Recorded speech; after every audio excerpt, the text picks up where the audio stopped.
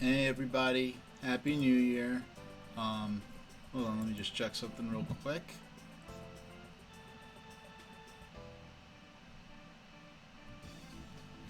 Alright, we're good. And, yeah, I don't think we'll need the timer for a while. So, hey everybody. Actually, I guess I should start my recording on my side. There we go. Hey, Clacka Boy. Hey, I wish the same to you. Thank you. So I'm gonna use this opportunity to, so what we're doing today, we're gonna play some Mario Party. I've got that ready to go. Just a quick round on Peach's birthday cake, because I guess it's technically Earth's birthday as far as human beings have decided to keep record. And so that's ready to go. And I want to talk a little bit real quick about my plans for next year.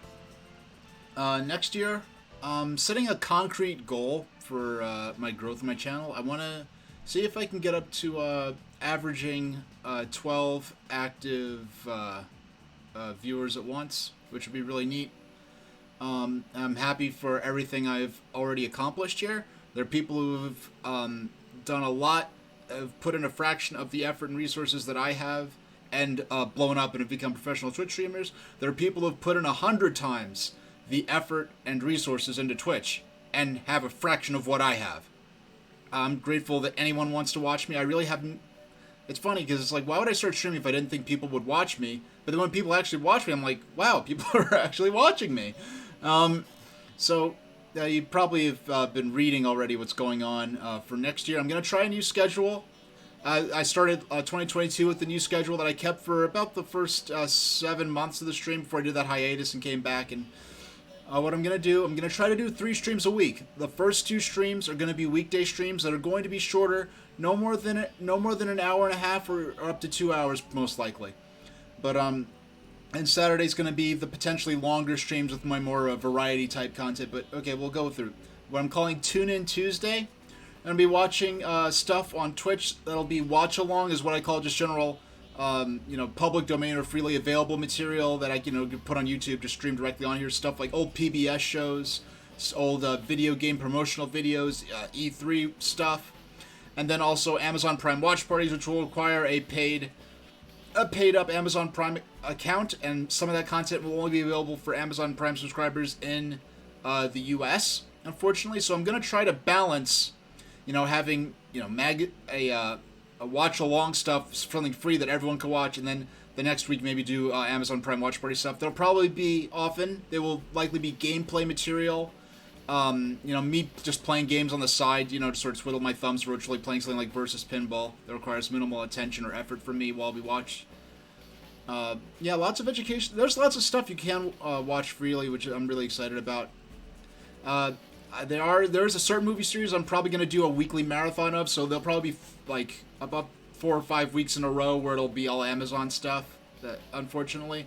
But I do want to mix it up, have all kinds of variety of things, everything from train videos, old cartoons, movies, all kinds of stuff. And then what I'm calling Paldia Thursday is when I'm going to get back into Pokemon Violet.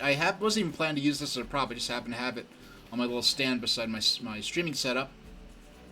This game, I'm disappointed by it, but I do want to continue playing it because there's enough about it that I do like. I want to see the things that I do like. I want to see how they develop and improve or not. And frankly, unless there's a major revolution in terms of quality control and ambition with the next major entry in the Pokemon series, I'm going to bow out of the series. I'm going to stick to, hey, I love Pokemon. I'll play the spin-offs. I'll play the classic vintage games. These new games aren't meeting my standards. And it's the frustrating thing is I want to play this, but there's so many things I want to play more. So Paldia Thursday is my solution. I'm going to play about it. My plan is to play an hour on stream and about an hour off stream each week. And I'll have a specific day I'll have to set up for me to play Pokemon off stream for just an hour. Probably be a lot of grinding and catching up stuff, little housekeeping, menuing type things.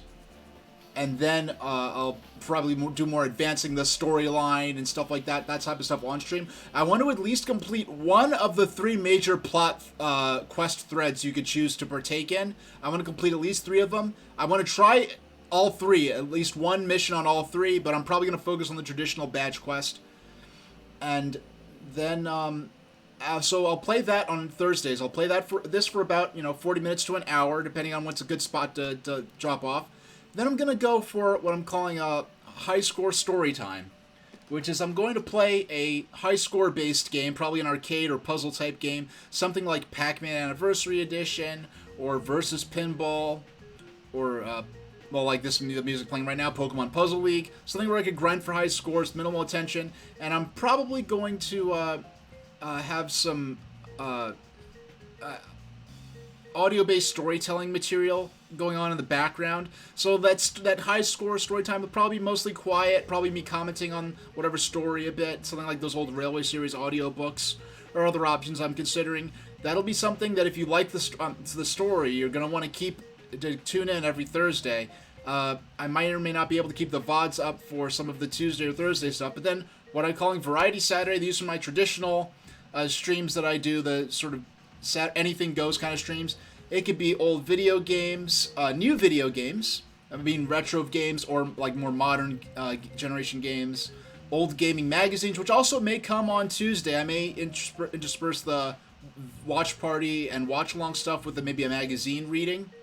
The magazines may tend to be from the era or time period of the game, whatever game I might have been playing lately or plan to play in the future. Also, if I play a game and I know that there's video footage or maybe a news coverage of the launch of the game, I might include that in the stream as well. And so that is that's going to be what I'm going to try to do, my new pattern, my new streaming setup, because there's so much stuff I want to cover that I never get to, and having those two relatively shorter streams, probably 2 hours or less on Tuesday and Thursday, will let me cover a lot of the content I want to do, but also not have a longer stream that sort of tires me out a bit. Those streams may or may not even have a midstream break. But today what we're going to do, we're going to play Mario Party, and then we're going to do an Amazon Watch Party of Pete the Cat's Rockin' New Year. I know Pete the Cat as this cute kids illustrated kids book character that has some cartoons spin-offs. And then I'm going to play one of the Garfield specials from the 1980s. I have not seen any of these except for maybe the Christmas one years and years ago. So we're going to play Pete the Cat's Rockin' New Year and Garfield His 9 Lives, with both of which I've never seen before. I know absolutely nothing about Pete the Cat, and I know of Garfield and Friends, the Garfield cartoon strips. I have not seen many of the 80s TV specials that I think aired on primetime back in the day. So let's get into Mario Party. And since it's Earth's birthday, we're on Peach's birthday cake. So welcome everybody, I'm your guide Koopa Troopa. Today there's a party. This is the top of a big birthday cake. It looks delicious, but it doesn't have enough decorations. Let's buy strawberries and whatever. Okay, we know the lore of this this map already. Yes, I know if you've seen me do Mario Party coverage before, I do like being second or third, because it gives you a chance in like a party setting, or if I'm eating, it's like, okay, you play the mini game, then you have a chance to pick up a drink, grab a slice of pizza, run to the bathroom real quick, anything like that, and in between the time it is for you to operate your turn. Now, Kalakaboy is asking, did I get a chance to see the video I sent on Twitter about the Mario food at Super Nintendo World? You know, I saw the video. I didn't get to take a look at it, but if I do want to take a look at the new video that you sent me. But I know with back in 2020, was it already? Back in 2020 when we watched the Super Nintendo World preview coverage and the early opening coverage of the Universal Studios Japan one. I know what they call the pancake sandwich looked really interesting. Like, a lot of the things I'm most interested in theme parks is actually the food more so than the rides and stuff like that. Yeah, I got this, I think it's called Sprakers. It's this sort of honey, it's like a honey cream soda.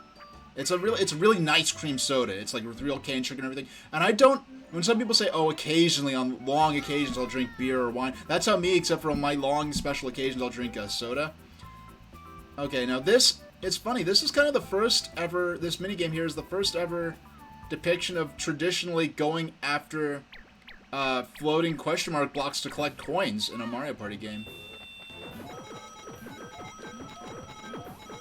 Oh, we found a good one. Oh man, I'm finding some good ones. Alright, good.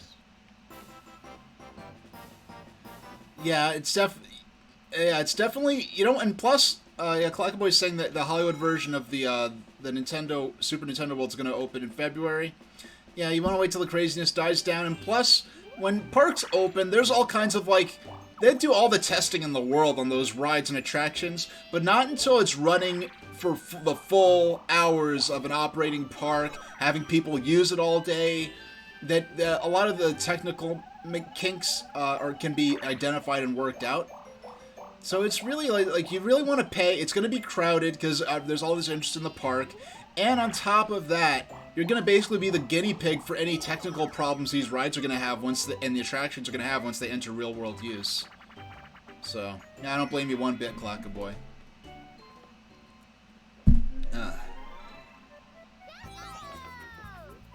All right, so this is different from the Mario Party 2 version because in the Mario Party 2 version you have to catching and throwing the bomb, or you catch with A and you catch with A and you catch with B and throw it with A. Here's just one button. You just have to. There's no timing element to it, so they did better balance the game in that sense. Oh, oh man, this is one of those. Yeah, in Mario Party 2, this is a last player standing game, and this version, it's a last player.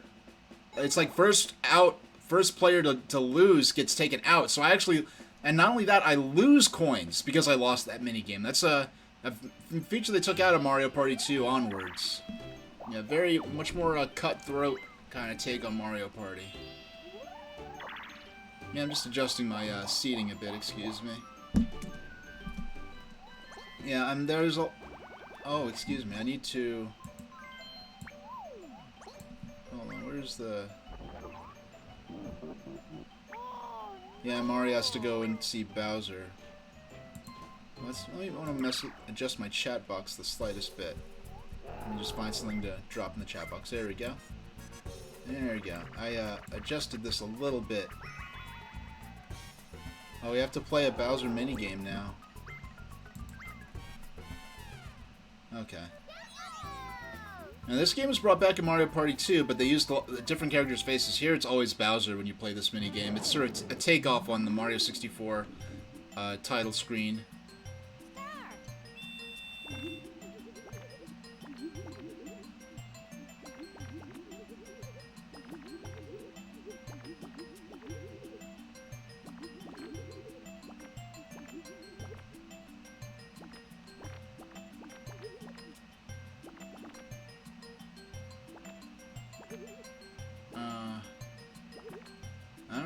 This mouth should be a little more closed, I think. Yeah, this is one of those games I didn't do that well at as a kid, but got a lot better at it now that I'm older. Oh man, you have to get above a certain percentage, and I didn't get it. Man, I'm getting dogged out. I started off at number 1, and now I'm back down to 0 coins already.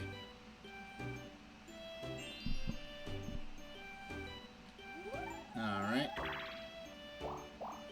Let's see if I could. I doubt I could.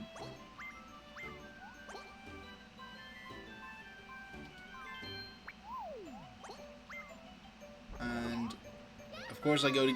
I might as well have been sent to see Bowser, but Mario already took the Bowser flower seed. And of course, hi Toad, I have nothing I can give you. So that was a waste of a circuit around the board so far. But at least we got that mushroom there. 1, 2. Okay. Hey, we now have positive coin balance. Yeah, I doubt this. With the length of playing this Mario Party session and the 2 cartoons we're gonna watch, I doubt this will go past 8. Yeah, this definitely is gonna be a countdown to midnight type stream. But I have been focusing the last several days. I did sort of go radio silent, or not radio silent, but I've took a period. I had I was good on my finances, so I took a period off of taking any jobs. And I was like, hey, you know what? Let me spend a few days. Let me spend this whole week after Christmas just working on Twitch and social media stuff. So you're gonna see a lot more Tumblr posts that reflect my special interests. And if you're not familiar, my my other social medias there. There's my Tumblr, and then there's my Twitter, which is basically just stuff that's automatically forwarded from Tumblr. Yeah, lots of, creature art and old technology posts and old advertising, because I've always been fascinated by advertising. I love it.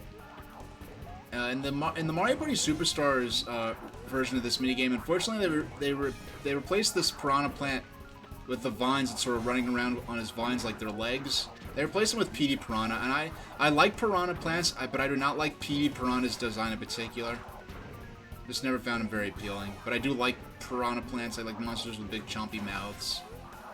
Especially if they don't have eyes. They don't have like a proper face, just a big mouth.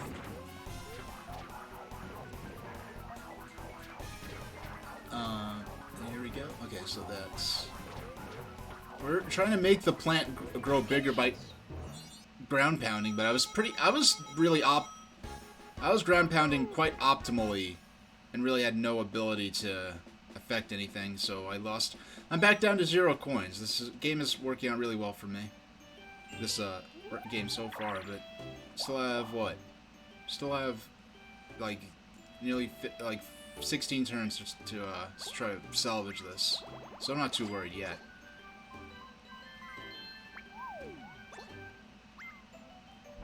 And of course she's gonna go to Toad because we already know Mario chose the Bowser Square, the Bowser Seed. Makes it sound like we're spawning like a world. Like, oh, what seed are we going to get for this new world we're generating? Oh, we spawned the Bowser Seed. We got to, it's like we're generating Minecraft worlds or something like that, which I have very little knowledge of, frankly.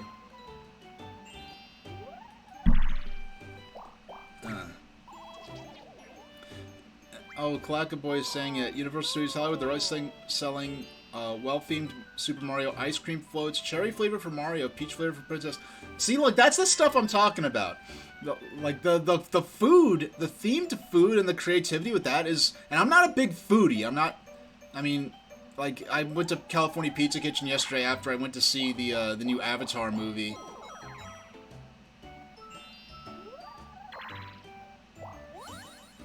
Why do the conversations go by so quickly? Oh, you mean in the game? I gotta say, by the way, thanks for joining Azure Est. Hope you're doing okay. Yeah, I sort of smash through a lot of the conversations, frankly, because they're sort of, they're not things that are really important. If you'd like me to explain, I'll be a little slower and explain what's going on. Oh, the results are in. Why Yoshi and Peach trade stars. That's amazing. Okay, go ahead and switch. Now what this is a sort of a roulette where you choose 2 characters are chosen and then an asset is chosen. So if this had happened, Mario, Peach and Yoshi would have had to trade stars. But neither of them had any stars, so it was really kind of null. Yeah, and I did see the new Avatar movie. I'm not going to go into plot details for it. I will say, it toes this... It's an if you liked the first one, you'll definitely like this one.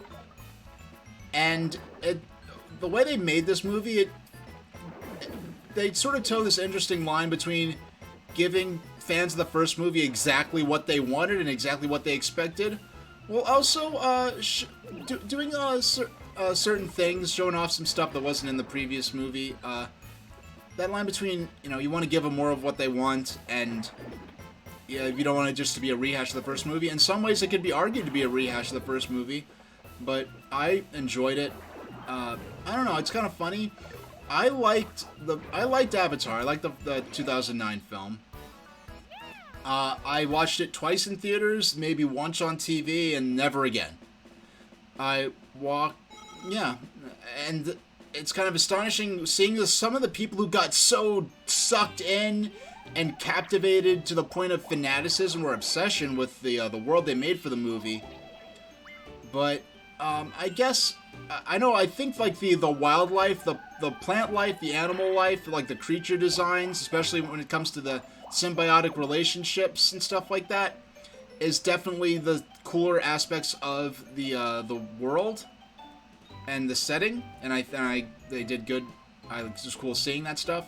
And Clackaboy's asking, does it make me want to see Avatar 3, which is already finished? Is it really already finished? Because I don't follow that stuff too closely. But yeah, I'll go see it. I'll go see it. I won't be counting down the days. Like, Avatar came out, like, what, like a month ago? Or 2 or 3 weeks? I don't even know. Like, it came out a little while ago. I did not actually stop to watch it until yesterday. Yeah, yesterday I was like, you know what? Let me go out, get a 10 a.m. showing. A nice early showing. And I booked the tickets at like 4 a.m. because I'm a weirdo when I'm up around then, writing and working on things. And that's like without even an alarm clock. James Cameron said it's already in the can. Well, good for him. Yeah. Did you see it, Clackaboy?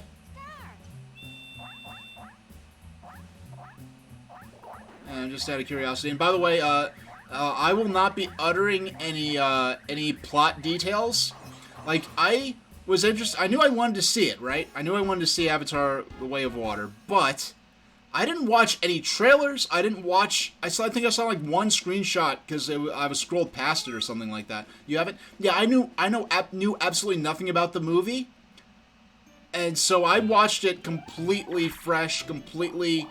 You know, I wasn't like, oh, I didn't watch the trailers or previews or anything. So I enjoyed it. So if anyone else goes to see it, I hope they enjoy it. And the thing is, I was like, even if I don't like this movie, I'll be worth seeing it to me just so I could follow the sort of discourse around it, see what people are saying about it, and being able to have an informed opinion of my own. I don't know, even when I was a little kid, that Mario running back and forth over that platform with like in silhouette with the moon in the background was a really striking image. And Clackaboy saying he's really looking forward to eating at the Toad Cafe. No, yeah, I'm interested in Super Nintendo World, but it's like, but theme parks are the last thing I'm interested in doing. I travel a lot, but it's more for business and professional stuff. Like, I don't know, theme parks are just, there are other things I'd rather do with my money. So down the line, I'll definitely be something I'm gonna keep on my list. Not even a bucket list, but it's just like things I'll do sometime or another. I just want to check something. Nope.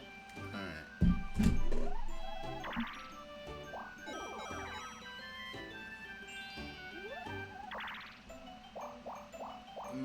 Yeah, 6. Couldn't even get to the Koopa Troopa to get another 10 coins. I haven't had more than 10. I haven't been coin viable. I haven't had that minimum of 20 coins in my coin total since. Yeah, I haven't had more than 20 coins since like the second turn because I won that first mini game. And then basically nothing ever went right for me again. But that's fine.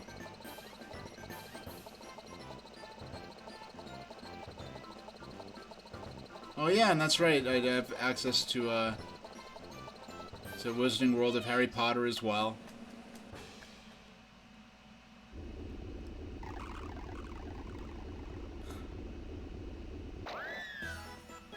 It's interesting because I lived like 15, 20, I live right around the corner from Coney Island, you know, Surf Avenue in Brooklyn.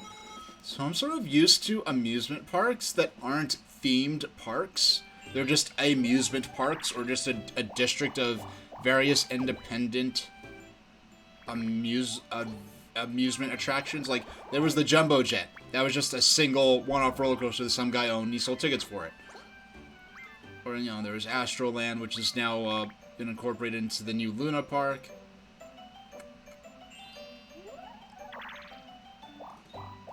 And Mario gets owned again.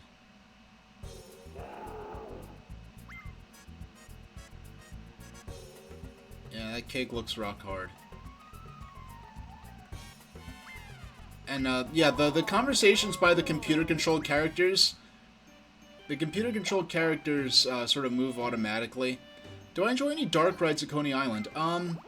I can't think of any dark rides at Coney Island, really. Like, there was, like, that what they call the Himalaya rides. I ride those with my mom a lot when I was a kid.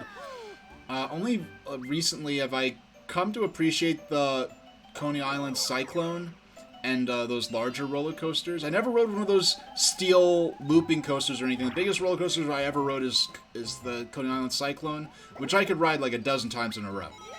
But, and didn't ride it until 2016, 2017, because when it became apparent that I was going to be leaving the New York City area, anything like a haunted house, I know they're kind of, I guess, yeah, not that I'm really aware of. Yeah, I'm more into just the general atmosphere, being out on the beach. And I'd go out on the pier, the Regalman's Pier, which, if you've ever seen The Incredible Mr. Limpet, you know, it's a famous, Alright, Yoshi, your butt was slow, but we're going to totally toast Peach and Mario in the actual, race part. Because the first phase, you have to jam on the A button to get your bobsled started. I remember one day, I played, like 2 or 3 60-turn sessions on Peach's birthday cake one Saturday morning, renting the game, so I could get enough coins to buy Peach's, to buy Bobsled Runner, which was one of my favorite games, because I love slides, like the Princess's Secret Slide in Super Mario 64. I would do speed runs on that and just play the secret slide over and over. And so this is kind of similar to that, and I enjoyed it a lot. Man, they're right behind me. Now, I'm so used to the Mario Party 2 version of this that I frequently have ended up meeting my demise in the course of trying to beat this game, not being familiar with the turns and where the hazards are, and ended up just flying right out over the side of the track.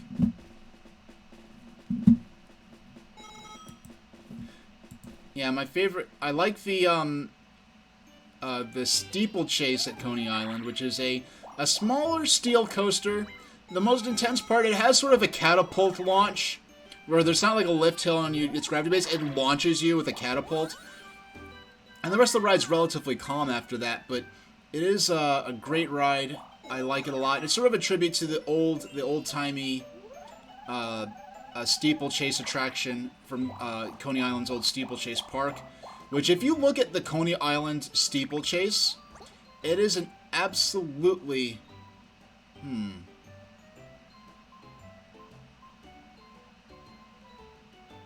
No, I'm going to hang on to my... I'm not going to plant a strawberry, which is actually just a piranha plant. But the amazing... If you look at this ride, it is absolutely insane that, like, a modern insurance company and modern health and safety standards would never approve this ride. But doggone does it look fun. Did it look fun? It's gone now, but... And nothing like that'll ever exist again, because that ride was, like, an insane contraption of a madman of the early 20th century that would never exist these days.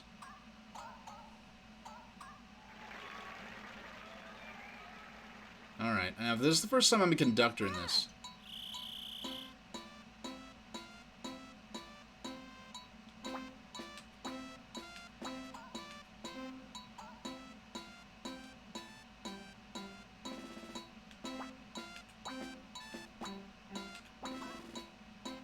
Oh yeah, this works definitely is a lot different than Mario Party. Definitely works a lot different than Mario Party's version. And I got nothing. Yeah, I sucked at that. I mean, hey, Tundex, from what I remember, this plays very differently than the Mario Party 2 version. And only in the last only since this came out on Nintendo Switch Online have I had access, and not since 2001 at the latest, have I played Mario Party 1. So there are a lot of differences between Mario Party 1 and 2. This is just so much less polished than Mario Party 2, but I love that lack of polish, that sort of novelty of all these things that are different. Like, how they completely removed the whole concept of first player out, everyone else wins games. The idea of stealing coins from other characters within minigames themselves. Now, some of those minigames did come back for...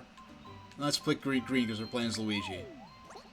Now, they softened up how this lottery system works in Mario Party Superstars version of this map, where everyone does get to go...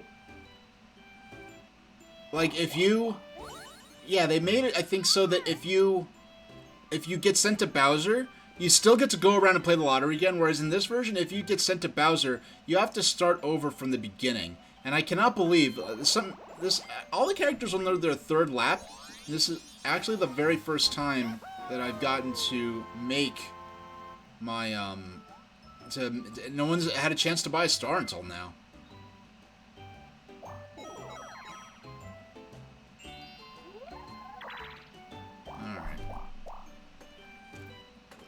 We're going to be doing some Tundex. If you're around, I'm just saying this because I don't know if you have Amazon Prime or whatever. It's something you're interested in. After this round of Mario Party Superstars, just because it's Peach's birthday cake, and I play Peach's birthday cake on Superstars a lot. No, but after this round of Mario Party, what I'll be doing, I'm gonna run 2 watch parties. One for Pete the Cat's Rockin' New Year, I think it's called. And I know nothing about Pete the Cat except it's a kids book series that I've seen in bookstores. And I'm like, oh, I need to buy some kids' books because I'm planning on writing some of my own. I actually have a couple written out, and I just need to hire some illustrators. But then, I know there's cartoon spin-offs, so it's the only New Year's cartoon of interest that I could find on Amazon Prime that was Watch Party compatible. They didn't have, like, Happy New Year, Charlie Brown, or anything like that. Then, I'm familiar with Garfield and Friends. You know, I used to watch it on CBS when I was a kid, right after, either before or after, I forgot the exact lineup. It was like Garfield and Friends, and then it was like Pee-wee's Playhouse. Yeah, Garfield and Friends, Pee-wee's Playhouse, and TMNT. And so I remember Garfield and Friends. And I wish Garfield and Friends was on Amazon Prime Watch Party, but it's not. But I guess the rights to the Garfield TV specials are held in different hands than the Garfield and Friends cartoon series, because the Garfield and Friends specials are up on Amazon. Bye, Yoshi. Yeah, they're up on Amazon Prime and they're Watch Party compatible. So I'm gonna run one of the... I think I might have seen one of the Garfield TV specials. Either I saw the Christmas special, or it was coincidentally Christmas-themed episode of Garfield and Friends, the Saturday morning series. But it's one of the specials from the 80s, and the one I chose to run is Garfield His 9 Lives, which I know nothing about. The one I'm choosing is, I'm gonna run Garfield His 9 Lives, because I know the least about it. It's just kind of a mystery. I don't know if they're being, from what I looked at, there's no New Year's specific... there's no New Year's specific Garfield special. So, yeah, and these were, like, from what I understand, these sort of aired on primetime. It's similar to how the Peanut specials would air on primetime. And like the Peanut specials, where, now you see, this minigame was softened up a lot for Mario Party 2, because in Mario Party 2, you tilt in order to lean into your curves, and make the cart go faster, the hand car. In Mario Party 1, you have to lean into the curves, because if you don't, your cart will actually tip over the tracks, and you will be eliminated. Ready? Go! Alright, so I gotta focus a little bit here. So I want to turn opposite of...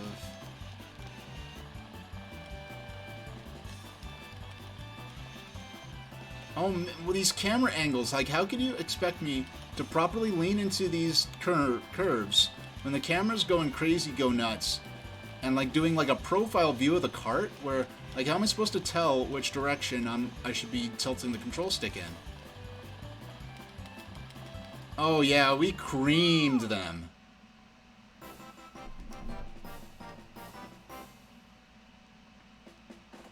Yeah, we destroyed them.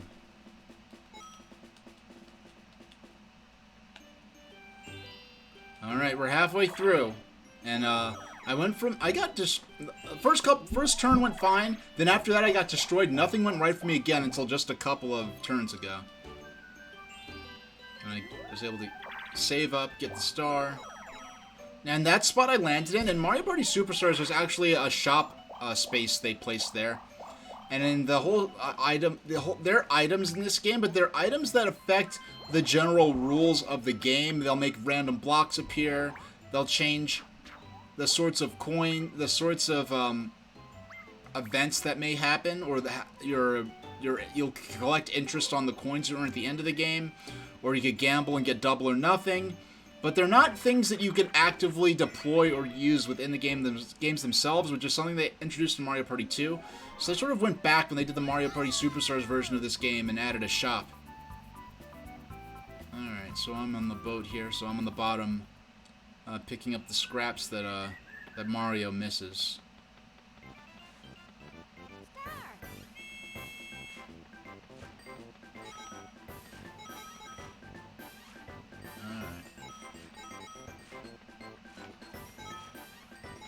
Man, the player on the flower can just dominate everything. Oh, I got one. I don't know. I hope I got... Doggone. Alright. I'll be lucky to get even one more. I think I did collect that last one. Okay.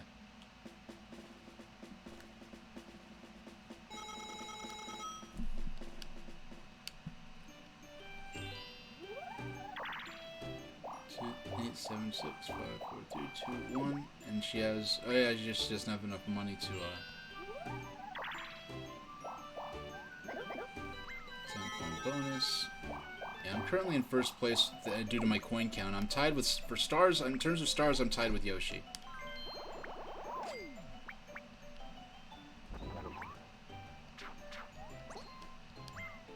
I love how when they plant the piranha plant, they sort of look like, yo. I don't know about this. Like I like that. Okay. 1, 2, 3, 4, 5, 6, 7. Yes, we avoided getting chomped by Yoshi. Yoshi's piranha plant there. Are we gonna get bobsled run again? No, Desert Dash. This is a minigame that did not. If you're playing this with an actual other human being, I could see how this could be very hard, but in my experience, the computer players with this back in the day, it was pretty much effortless, and they followed my lead rather perfectly.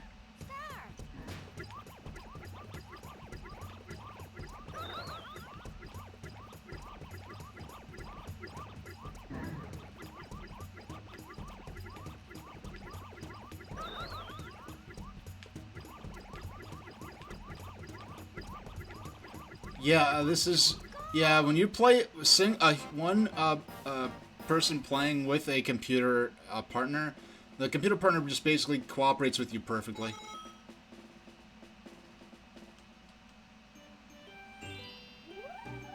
Which, I mean, you could argue, I mean, I'm not gonna complain, but, and I think she's about to get Bowsered. And the Goomba considers this winning. It's a winner, a great you get to see Bowser. Unfortunately, the computer dialogue I really can't say much about. And these are one of the one-player games. These they definitely abolished in Mario Party 2. Quasi-abolished. They replaced these with the item mini-games where you could win an item that you could then use in the board game play portion of the game. But those are a lot faster paced, whereas these mini games are, I don't know, they're not that much slower than these one-player mini games. That one wasn't so bad, but some of them could take a couple of minutes to play, and they just wanted to, at the beginning, getting rid of these one-player mini games and replacing them with the item mini games. That's one of those beginning ways that they tried to sort of speed up the gameplay for the people that aren't playing, because it just makes the turns go on longer.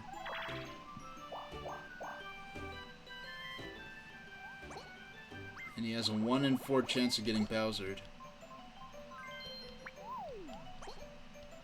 And he chose green. And he chose well. Hopefully I can, yeah, 1 out of every 4 players is gonna get Bowsered. It's inevitable. Because when you, like in those mini games, like where, like the Bowser's Big Blast, when there's only 1 plunger left and it's going to detonate it, it actually does reset it. Reset the whole set of plungers to make it fair, and it doesn't force you to bamboozle yourself. Whereas these, with the seed lottery game on this this map, it does make you have to pick that last seed if that's the only one left, knowing that you have to be sent to Bowser. So in this version of the game, in Mario Party 1, this is a coin theft minigame. You bowl with 1 shell, and whichever characters you hit, you earn, you get to steal some of their coins. Whereas in Mario Party 2, you bowl with 2 shells, and the bowl is specifically to knock out all of the pin characters. And if you don't knock out all of the player characters in the bowling pin setup, then they win and the bowler loses. And so they balanced it that way and took away the coin theft aspect. 6, 5, 4, 3, and yeah, because Peach took the last one, I think. Unless Peach took the first one. Are they 4 seeds or 5? I forgot, so excuse me. Because there being 5 seeds, when they're 4 players, there being 5 seeds to choose from and one of them is the loser, is a very different sort of balancing act in terms, or has very different implications for the game than if there were only 4.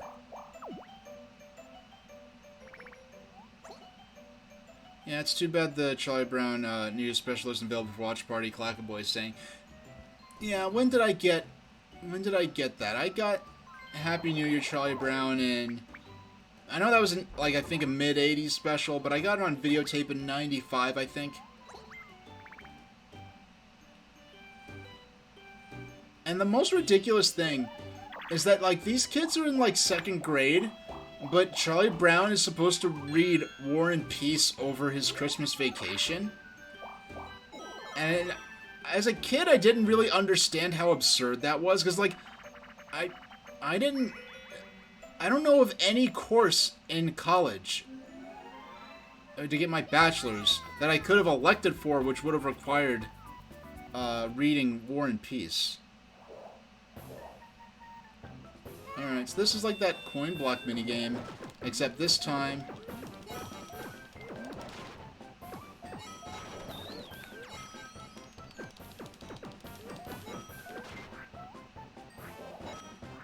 oh gosh, Peach bounced me out the way. Ah, I got it, haha. Mario smashed the block and I grabbed this coin bag. It's gonna make up for the strawberry I just invested in.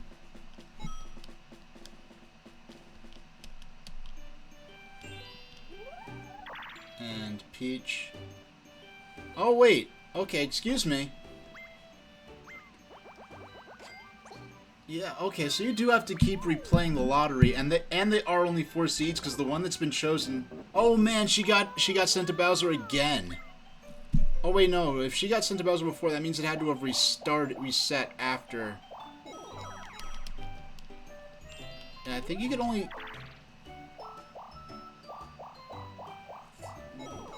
Yeah, I think in Mario Party Superstars. In fact, you know, one stream I'd like to do. This is coming up soon. Doing 1 round on Peach's birthday cake in Mario Party 1, then another round in the modern version in Mario Party 2. That would be a fun stream. I mean, the other version of Mario Party Superstars, the modern HD remake on Nintendo Switch of the same board. That would be a fun one.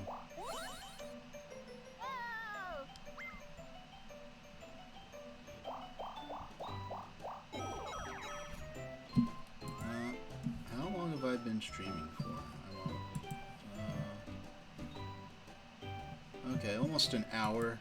Well, that'll be 50 minutes, not counting Well, actually, yeah, because my hold screen's about 10 minutes, and then my spend about probably 10 minutes talking about my plans for the future, my new schedule. All right, so the point of this game is to beat me up and steal my money, and I'm in the big clunky Bowser suit.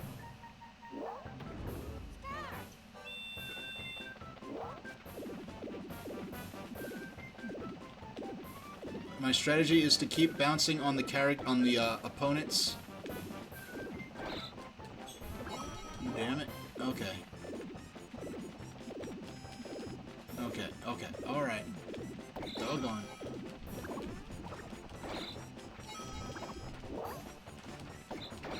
Man, I'm getting so dogged out. Alright. So I think I lost like between 15 and 30 coins. Let's see how much I lost. I lost 20. Dang, I lost 20 coins. That is brutal. I'm glad they sort of rebalanced these. Last 5 turns.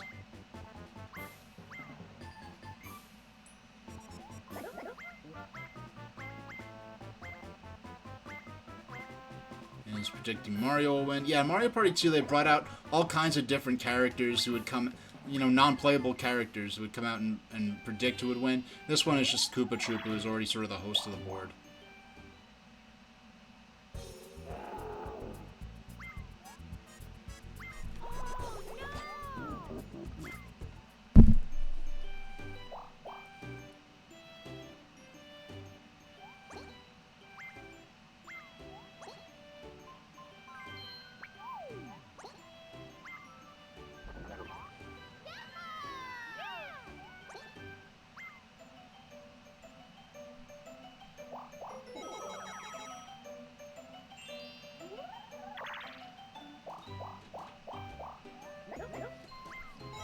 Glackaboy is saying they think that Charlie Brown New Year's Special is the only New Year's Kids program ever made.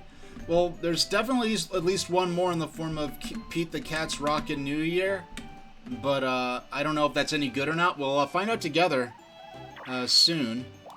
We'll finish this board with only like 4 more turns after this one, and of course I lose my only star to Mario right at the end, because that's how Mario Party, that's just how it is, right? So then I'll go ahead and we'll see. We'll finish this map off. Then I'll try and we'll take like a 3 or 4 minute just a little stretch break, and then we'll get into the watch party section of the stream.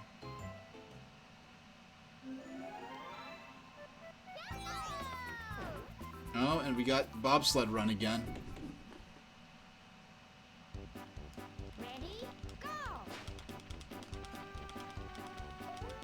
Yeah, Mario underperformed during the earlier part, but we could definitely just slip right in front here. Now, it was a really fierce competition last time around.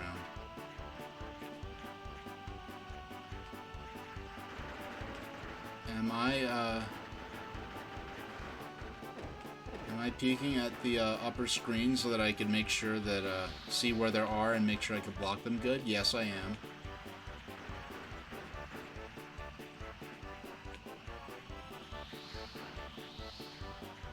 No, okay.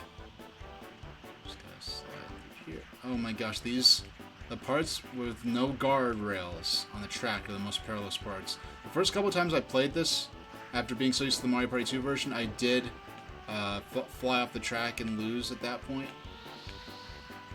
I always bonk the rail so hard right there, and I have to guard in those last few moments to make sure I don't get overtaken.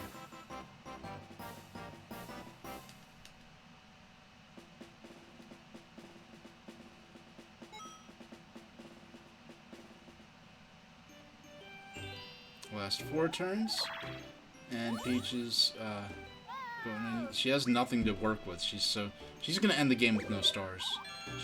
She got sent to Bowser twice in a row. I mean, come on. Yeah, things were going well for me. Oh, shit. Okay, we gotta. Oh, Clackaboy saying, forgot to ask, did I get any special gifts from Santa? Yeah, I think I got some someone sent me a like sort of a house coat set thing that I haven't really worn yet. It's kind of funny because what I normally like, they sort of sell these pajama pants. I guess for adults, I don't see that many sets of pajamas. I guess what they sell are just sort of the flannel pajama pants, and then I just have like a plain unhooded sweatshirt that I wear for sleeping, and I just wear like a white t-shirt under it. So now I have an actual sort of house coat set, but I don't really spend. I don't know. We'll see how much use I get out of it. Maybe it's in. Yeah, I don't have a lot of space to. Yeah, I don't lounge around the house and everything like that. So.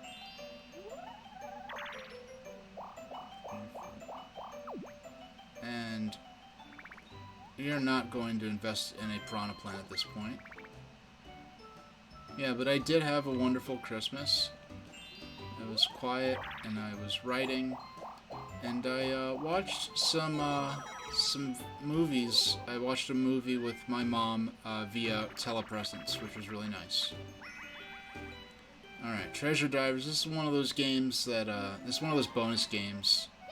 I think there's a relatively minimal chance of actually drawing up one of these on the roulette.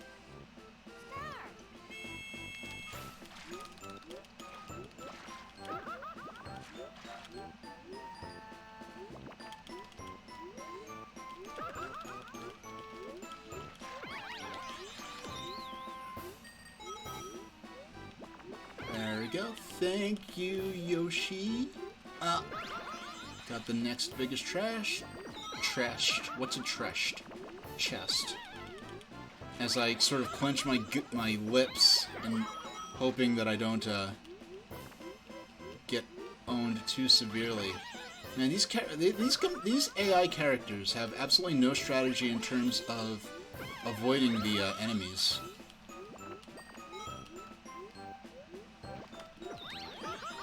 I didn't touch a single enemy yet. Okay. Oh yeah, I made out like a bandit for that one. Yeah, I think I grabbed all three of the larger. I got 27 coins. Yeah, it makes up for the 20 I lost in when Luigi was wearing the Bowser suit. Well, I guess nothing happened.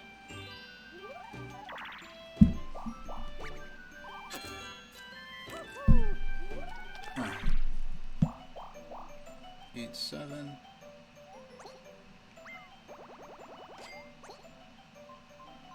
And he has a full set of seeds to choose from, so he might get Bowsered. Yes, he gets Bowsered. Which guarantees the next time I get to pass by, I'll definitely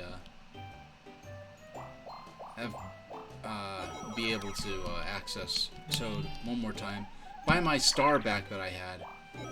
Oh my goodness, I didn't even get up to the lottery, to the branching path. Okay, so Crane Game. Oh yes, we get to see the Mario Party 1 version of Crane Game, where Crane Game actually made sense. This game should have been cut from Mario Party 2. Because this game, it's just a coin theft game where the player with operating the crane gets to steal either an item that has a small sort of loads of items in it or coins in it, or they could go for an actual specific character and try to steal their coins. And if they drop the item, they lose. And of course, they're gonna go for me because I have the most coin.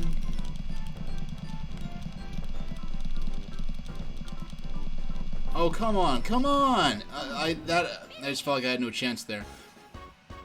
But I did have escaped in this version and before, so I know it's not just rigged. But in Mario Party 2, the extra items, instead of giving you coins, those extra items instead will give you extra time on the clock, and the player operating the crane has to capture all three of the player characters that are playing as the toys in order to win. And basically, there's nothing the three other players can do to make it a time challenge about trying to collect all three of the toy character players. They just should have dropped the game entirely. There are better games they could have brought in instead of that one. Because without the coin theft aspect and making it this time challenge, there's really no reason to, it really ruins the game, frankly. Yeah, you can tell this is definitely one of those earlier Mario Party boards. And by the way, that green dice block I rolled, that was something I purchased from the shop that will randomly appear on the map, so. Alright.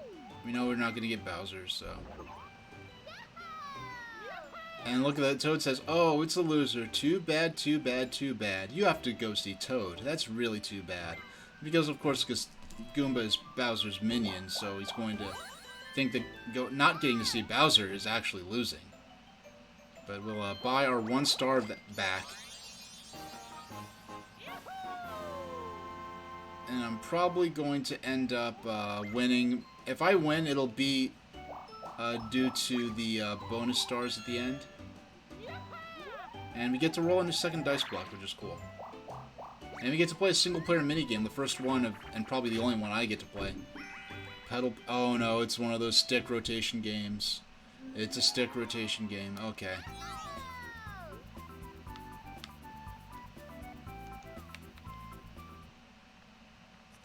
Okay.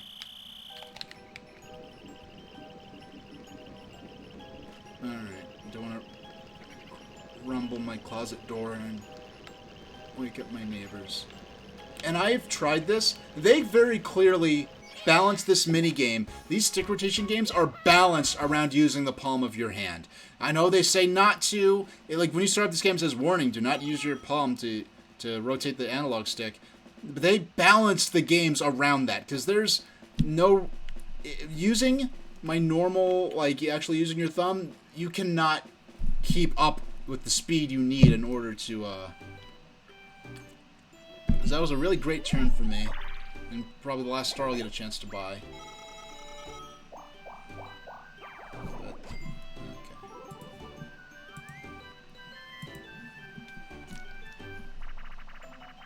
And Crash, Bash and Cash? What is this? Is this the Bowser game? What is this? Oh yeah, we get to beat up Yoshi and steal his money now. Now, at least I get to give and receive in this, this scenario this time.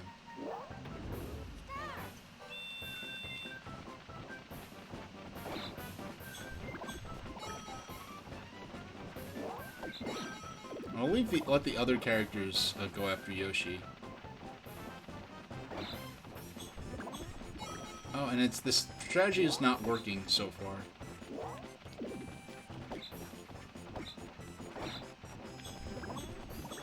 Dang it! I was so close.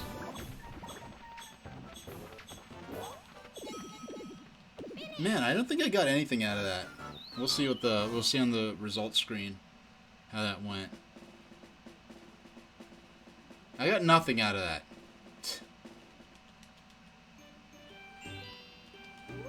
Last turn.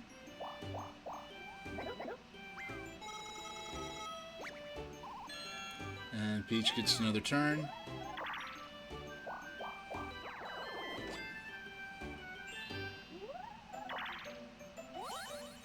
Mario gets to buy a star, making him the only character to bear 2 stars. One of those, I think, was originally mine. So I'm definitely going to need to do well on the bonus star handout in order to salvage this.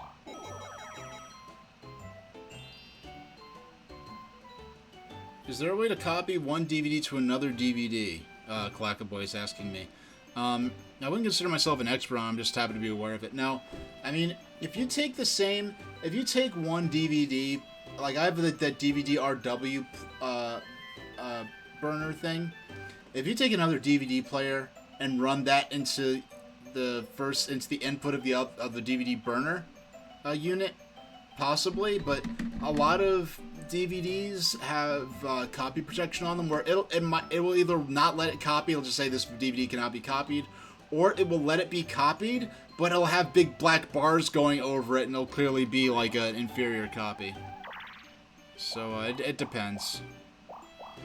For capturing a DVD, frankly, your best bet's probably to get one of those same DVD to VHS transfer kits. And if you run that through, when I transfer gets, it's like a bunch of cables. You can just run from a VCR or an analog, you know, a red, yellow, white DVD player out through into this little box. That shouldn't trigger the copy protection, from what I understand. So you can just copy that straight into digital into your PC. That's what I would probably recommend.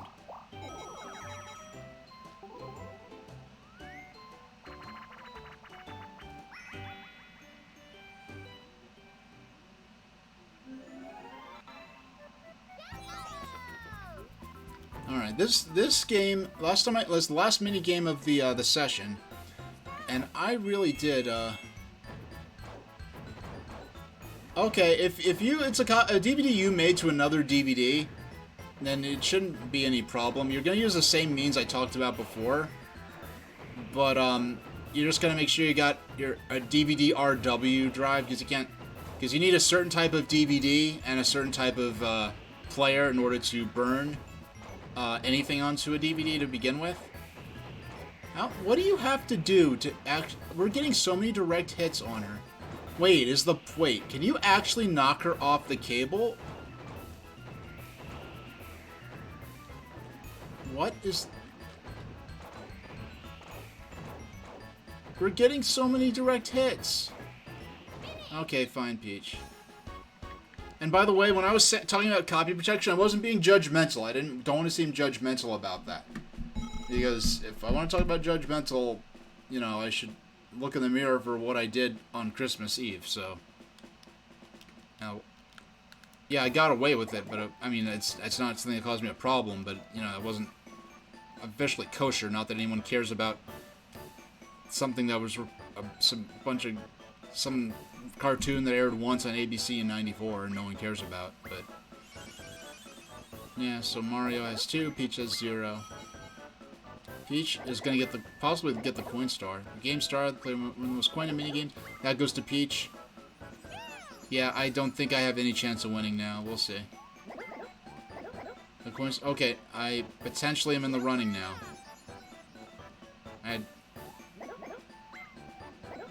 Oh, Peach is gonna win. She has 2 stars and the most coins.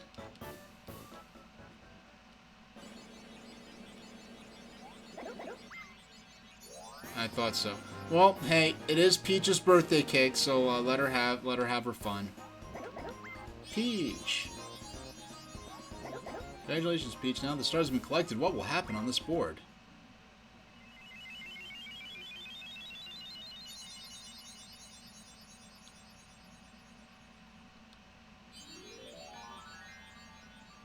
Yeah, it sure looks pretty.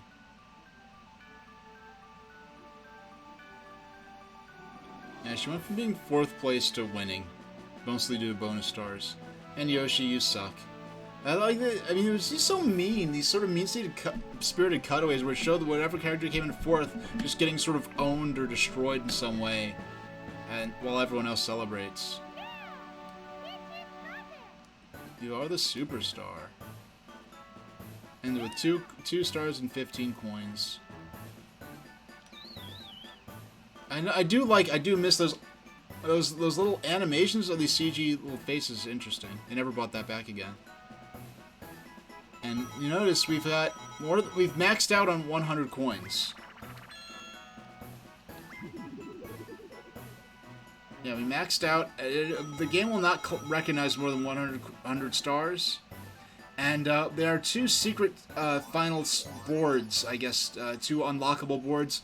We already have the means to unlock one of them. You have to have a human player. At least one of the 4 players has to be a human. Like, I think a human-controlled player has to win each board at least once. Like, if you're playing with 4 players, if you're playing with 1 player, and you lose against 3 computer players on these board maps, then it doesn't count. But if a human-controlled player wins at least once in each of the main boards, you have the option if you have... Let's see, let's go in here. No, actually, no, it's not in the bank, it's in the shop. It's in the shop we have to go to. Go look at that real quick and then take the break when we come back for the cartoon material.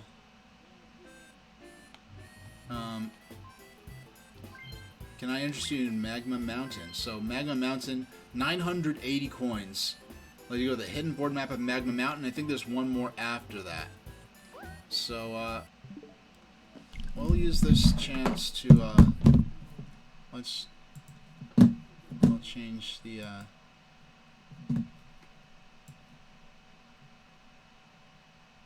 change it to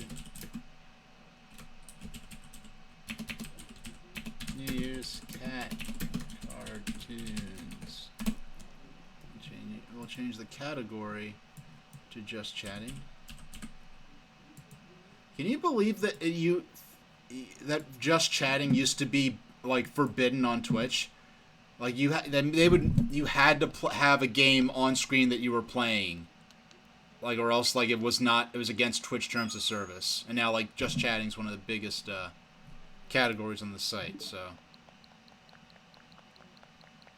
yeah, okay. How about, yeah, we'll open up pinball for now. We'll open that up.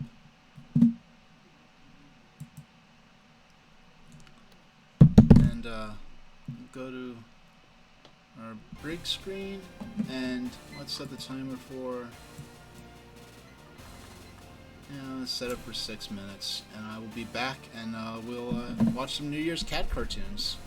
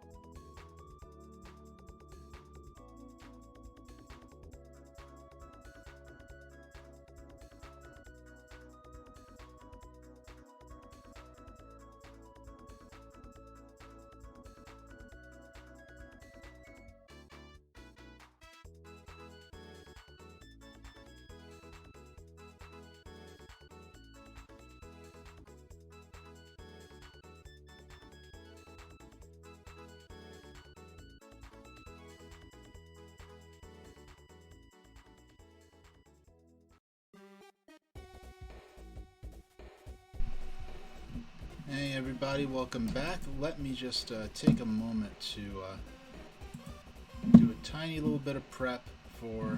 Okay, I just gotta make sure that my Twitch, my live Twitch stuff, like my channel that everyone else is watching on, I have to have that open for myself and not just my mod view and my stream manager. And so what we're gonna be watching is, first is Pete the Cat's Rockin' New Year, I believe it's called. So let's open up. I gotta go to my stream manager, not my mod view. It's very specific on how to do this, so... Okay. No, I'm not trying to raid. There we go. Start watch party. And... Pete the Cat. Pete the Cat... oh, excuse me. Pete the Cat's Groovy... you know what? I'm thinking... somehow... It's called Pete the Cat A Groovy New Year. Somehow I was confusing... I was combining, like, Dick Clark's New Year's Rockin' Eve with Pete the Cat A Groovy New Year. Broadly available, so everyone who has Amazon Prime should be able to watch this one, which is great. I'm going to read the summary. It's New Year's Eve and Pete the Cat needs a New Year's resolution, but doesn't even know what a resolution is. So with the help of his family and friends, Pete sets out on a fun musical ride to find one, but as the clock ticks out of midnight, Pete is resolutionless. Will he find one in time? The one thing I know about Pete the Cat he has these sort of big, yellow, sleepy looking eyes that were always kind of distinctive and endearing. So let's go over to the watch party layout. And actually, let me first go ahead and I want to silence the my capture card. Alright. And select title. And we'll get started. There we go.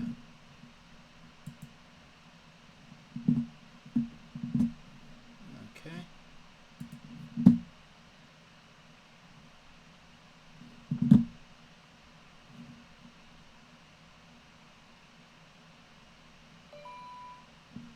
Wait, why is... Alright, that's more like it. Aw.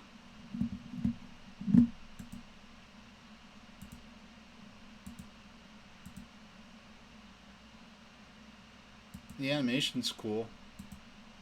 Yeah, this looks comfy.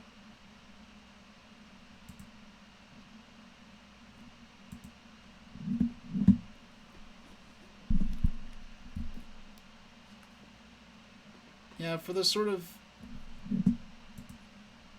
Yeah, this looks like it's going to be cute. I have no idea what this character even sounds like in terms of his voice, so...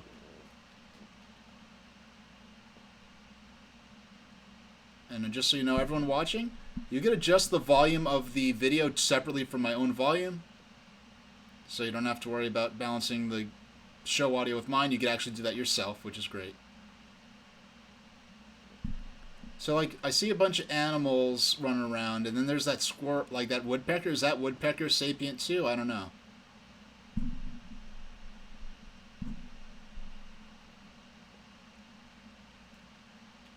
Okay, so this isn't... The narrator isn't Pete. Is this the narrator, the dog here? Okay, that is. You don't look that old. You don't even have any gray on you.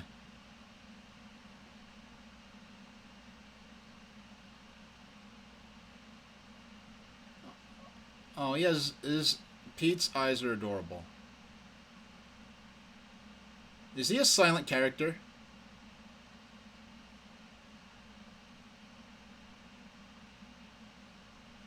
Okay, I think this is a silent character.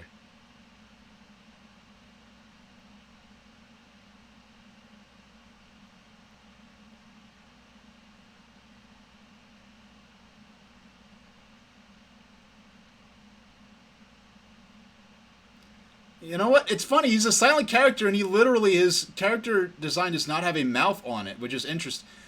You know, I wonder if that sort of predisposed... I don't know why I expected him to be silent, and I'm like, wait, he doesn't have a mouth. I wonder. That's a conscious... Yeah.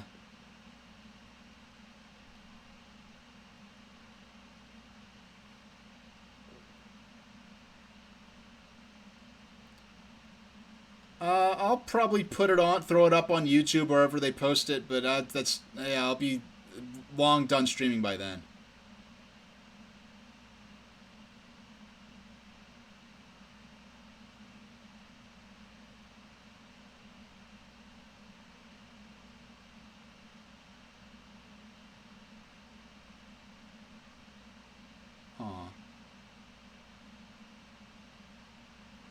Yeah, all the characters that talk actually have mouths.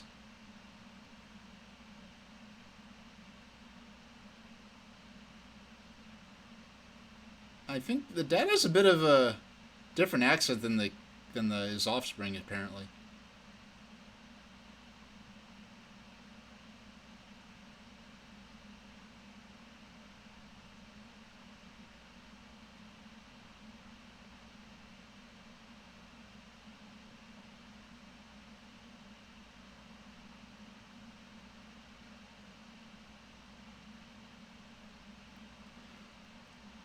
Oh yeah, like if you're a mute kid watching this, like this would you could probably project yourself a lot onto Pete the cat.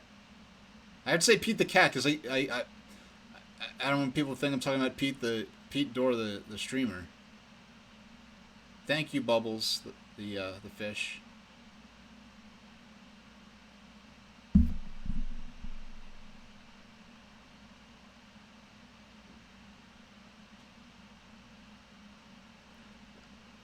I don't know. There's some things.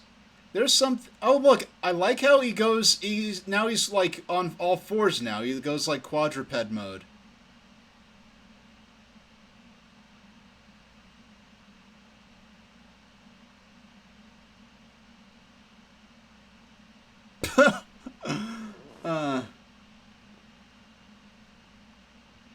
You know what I'm gonna do? I'm more interested because the animation is so nice, and I'm not familiar with these characters very much. I'm actually going to go ahead.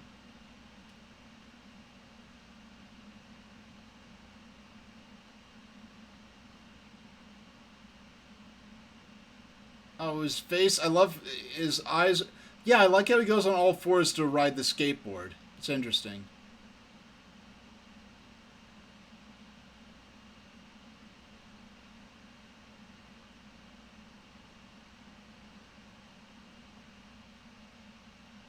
All right, so so we know it looks like the geopolitical world that we know is applies in this world of anthropomorphic animals.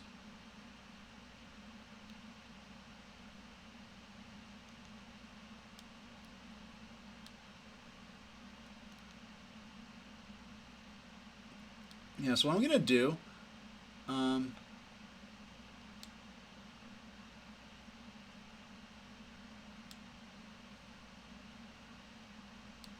yeah, I'm just gonna I just set Mario Party to play itself to have something going on in the corner, and I'll focus on the game itself on the.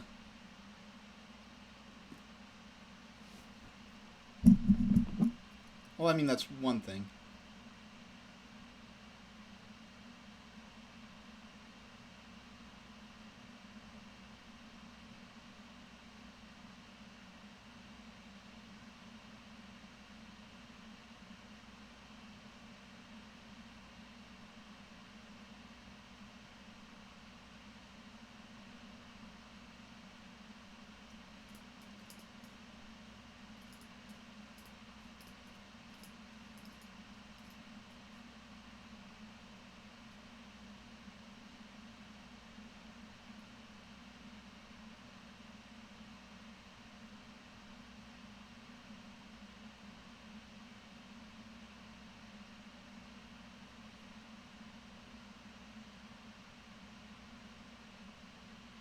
I like how his digits kind of vanish when he goes on all fours. They just goes to like paw mode, and then when he stands up on his hind legs, he's sort of goes back into hand mode. Just animating based on what's important at the moment.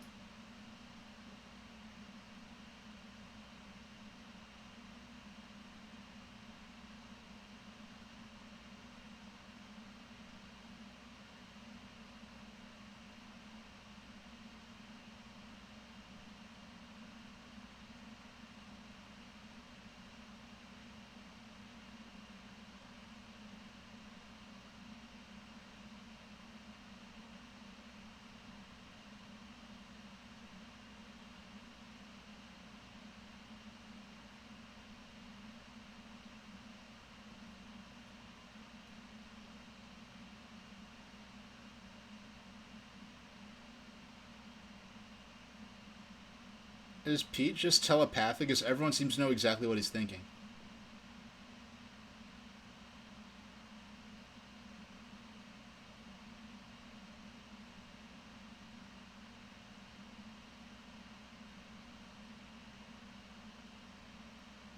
Different Sally the squirrel from Sonic Set AM.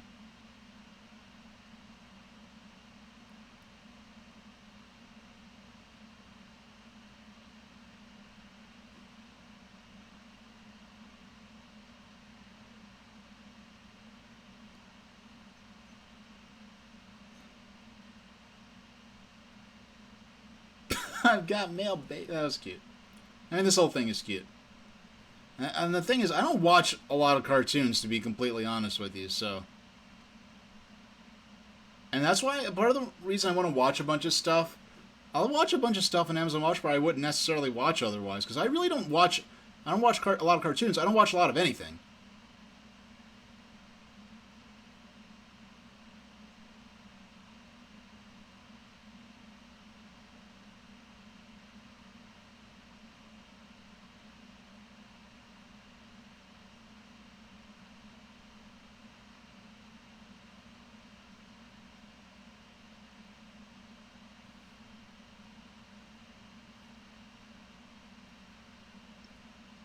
This is probably pretty accurate squirrel thoughts.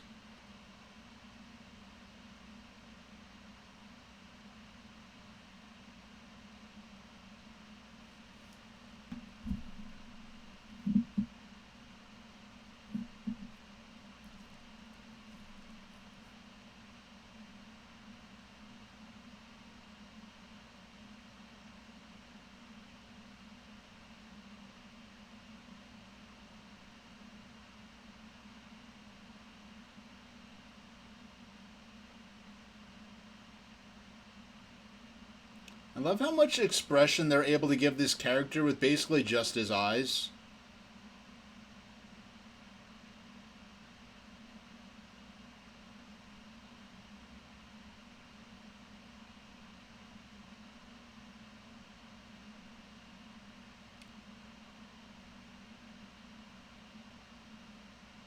Hmm.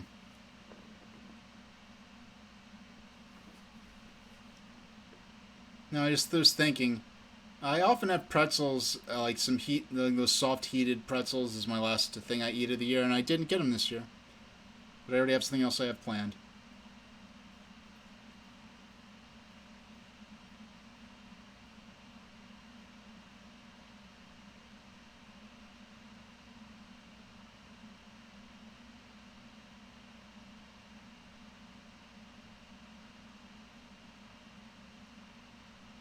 I would say, like, did he pop them with his claws, but he doesn't really seem to have them? Well, I mean, his fingers keep vanishing and reappearing, so. I don't know, like if you don't visibly specifically show something, I'm not sure to what extent I'm supposed to believe it exists within the world of the show. So,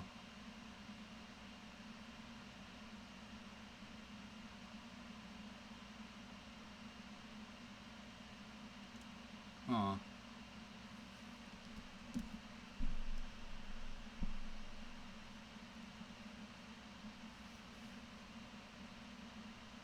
I like the mom's voice. It's not a stereotypical, like feminine cartoon voice, but it's very realistic. Like I don't know, it's cool. Yeah, I like the mom has a deeper but still like feminine. It's cool. It's not the typical performance you see them go for.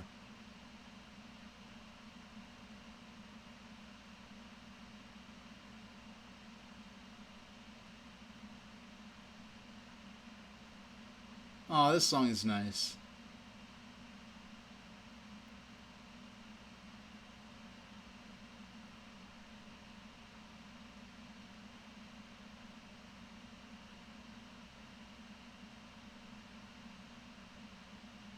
Oh, that's so cute. I like that. That song was nice.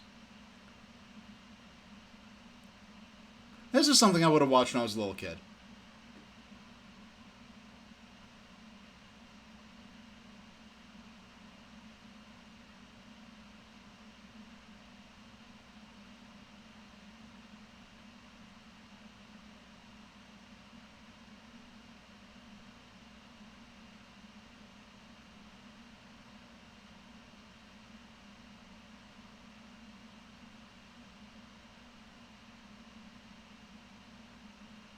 Don't ride your bike into someone's house.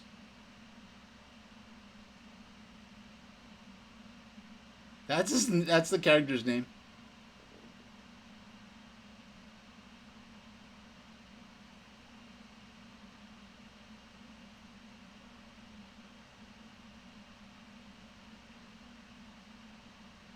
Okay, you took that a little too literally.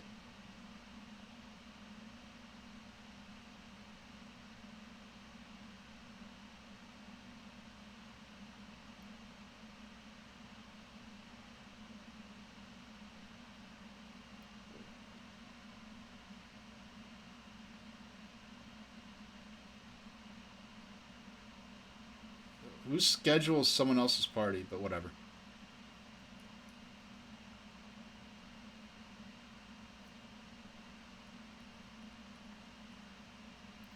Yeah, no, this is a cute. This is a cute. This is a cute cartoon. Azure S. Like, I don't know if you may know a bit of my taste in cartoons, but I think this is. I mean, because there are a lot of little kids' cartoons that I did not watch when I was a little kid. Then I specifically like knew I'm not interested in this. Whereas this is like, yeah, I would have watched this. In fact, what I should have done, I didn't really consider this tonight. I should have swapped out my left monitor with I have my broadcast software with my gameplay monitor.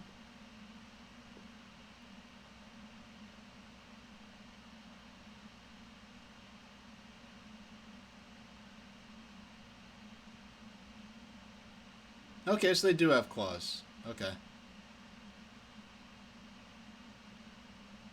Alright.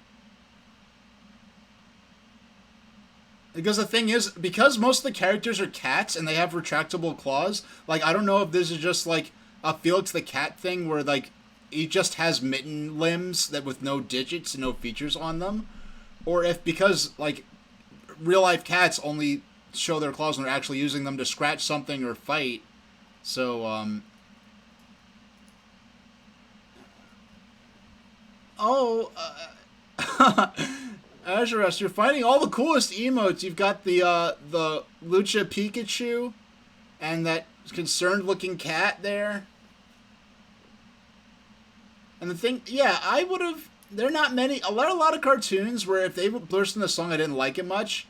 These are cute songs. They're not. They don't overstay their welcome. They're not being used as filler too much. I think this is almost over because they're almost at midnight. Oh, I let the music actually stop. That's cute.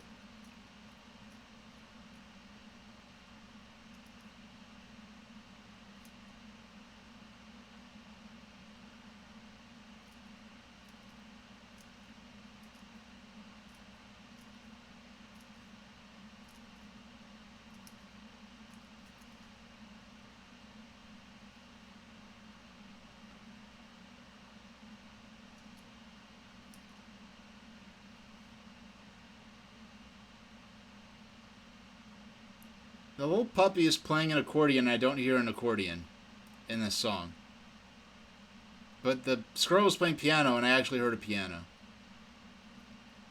That's not something. That's not a flaw. That's just something I'm observing. Because this is adorable and comfy, and I'm glad of all the stuff that exists these days that I heard is not that comfy or wholesome. I'm glad that this does exist.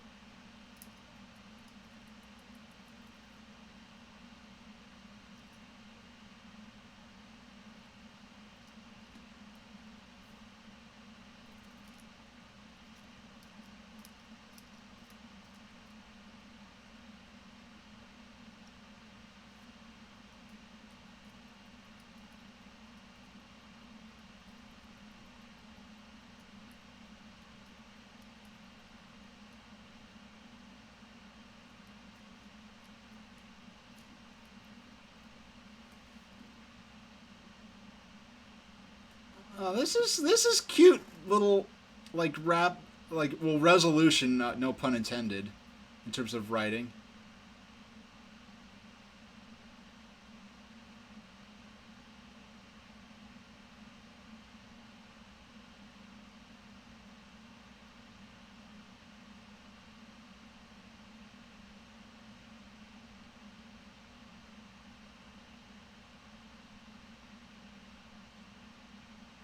Oh. Oh, he does talk. Okay. That the voice was adorable, and I. Okay, so they're going for he only talks when it's something really significant, but it is. I was appreciating. I was ready for this to be a completely like mute character, and that would have been really adorable. But no, I like. And he's probably not going to say anything again for the rest of the cartoon. I think is this set up is that he only says like one thing per cartoon.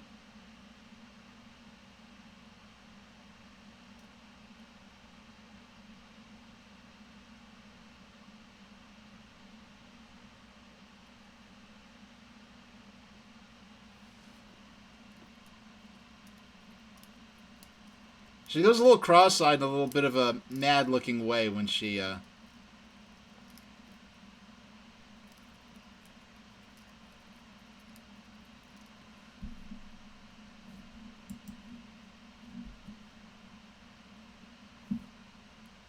Oh, posture check. Thank you, Clackaboy. Let's see.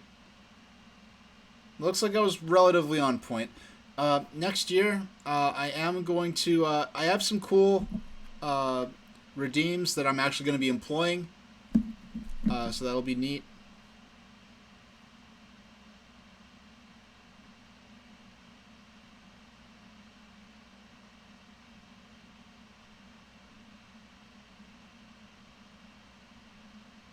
Oh, yet another song. I thought that was going to be the end, the last song, but...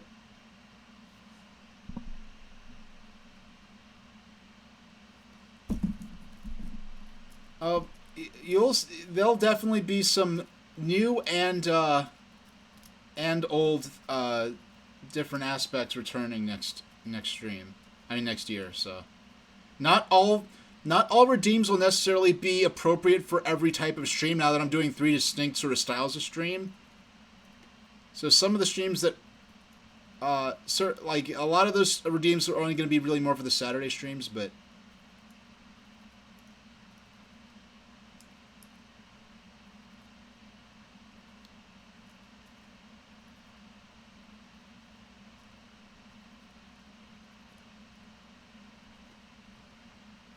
Aw. So he doesn't talk much, but otherwise he's mute. And they do a lot of emoting with his big yellow eyes, which has worked out really great. Can we watch it again? Azarest is asking. Azarest, were you able to see it initially? Were you able to see it at all before? I'm just curious. I want to get a sense of what's going on your side.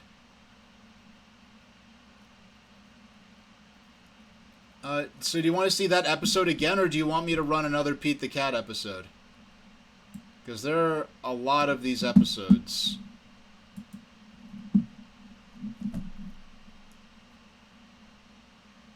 Oh, it looks like a lot of the animation for this was done in Japan. And in Poland? Oh, no, I think these are the regional credits for different versions, I think. I think that's what's going on here. Alright, so if we go to...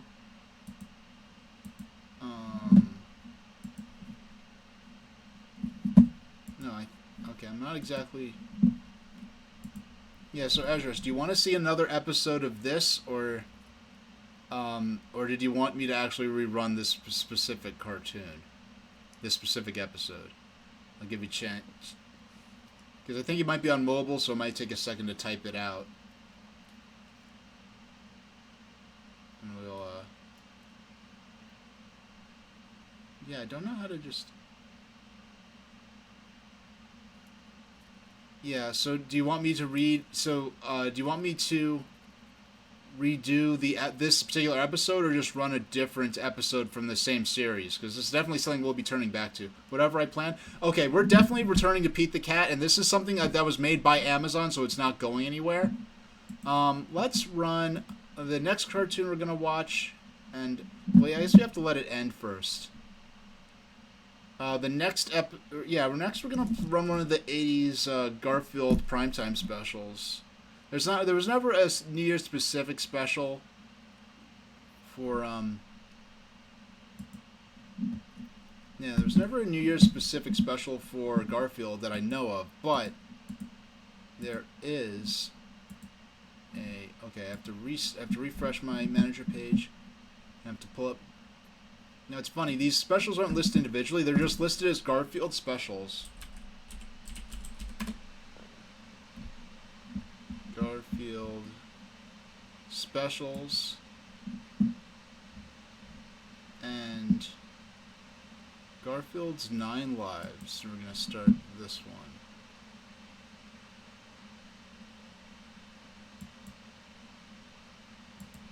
And I don't know anything about this. I don't know what it's about or anything, so we're just sort of gonna play this by ear.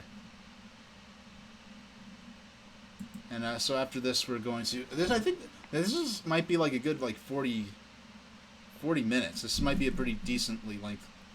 In the oh geez, we're starting from like Adam and Eve. What is this? This is 50 minutes.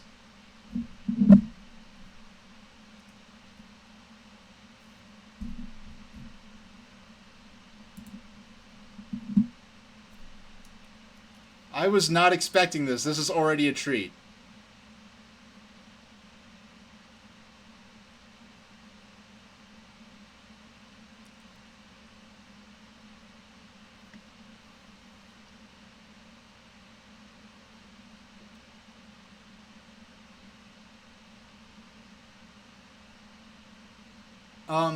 Clackaboy, have you ever seen this before?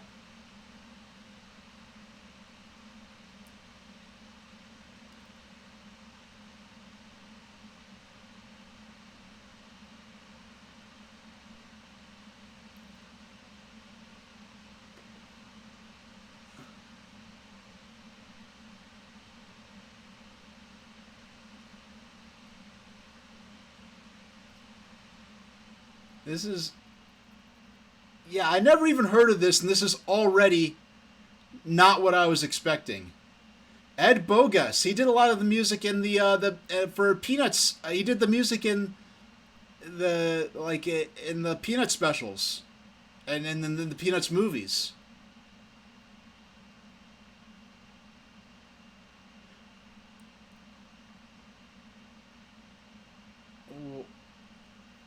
What am I?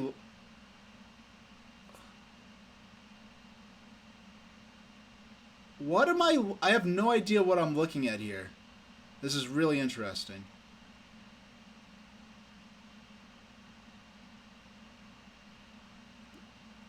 Oh, this is actually... We're going like Zelda and actually going through different incarnations of Garfield.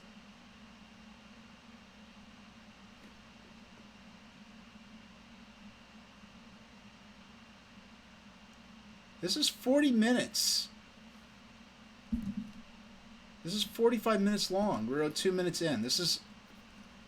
I thought this was going to be like 25, 30 minutes. No, this is kind of like a third of the way to being a movie.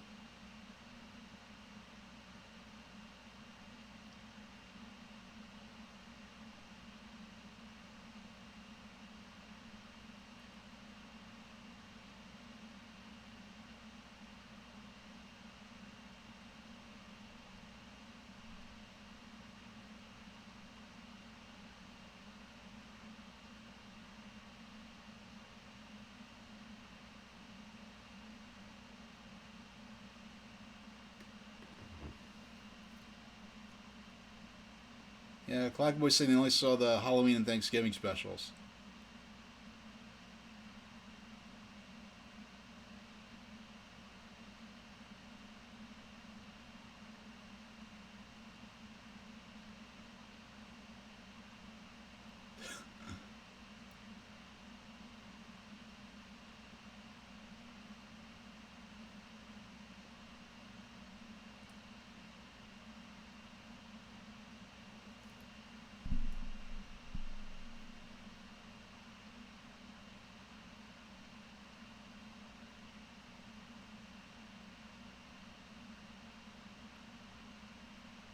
This is such an interest. it's so interesting to see this animation that's so clearly not Garfield and Friends.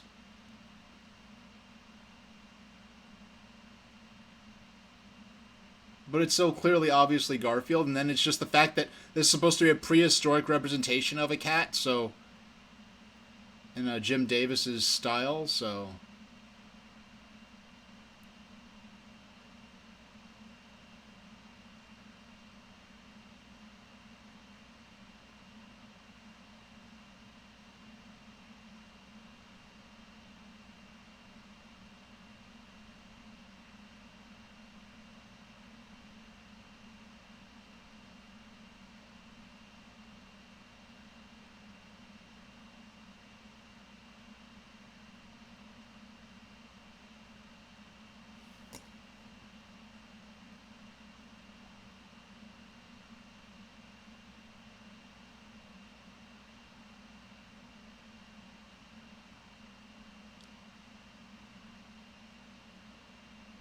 it's oh, it's Odie.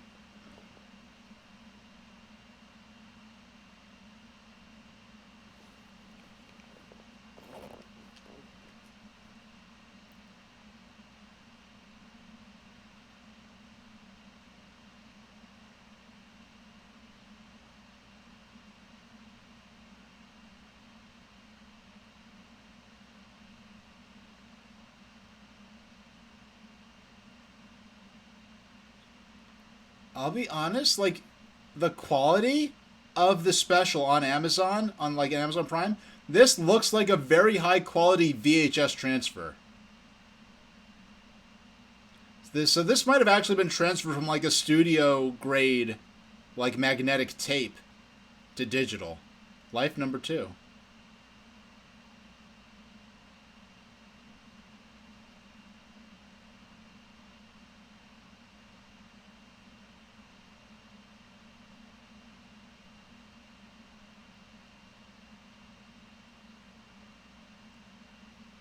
So that first life,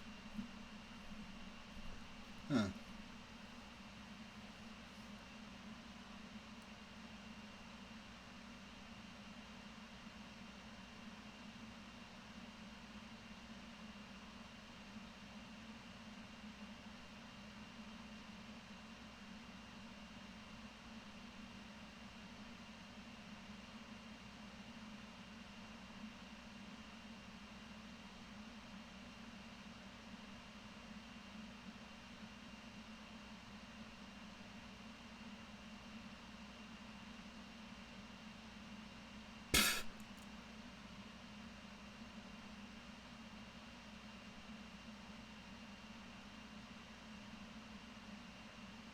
He,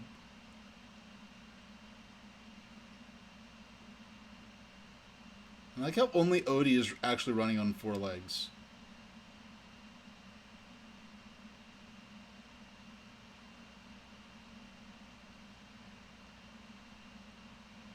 I don't know. That looks a little more like on the scale of a Nubian pyramid than an Egyptian one, but this is a cartoon and it's fake, so it doesn't matter.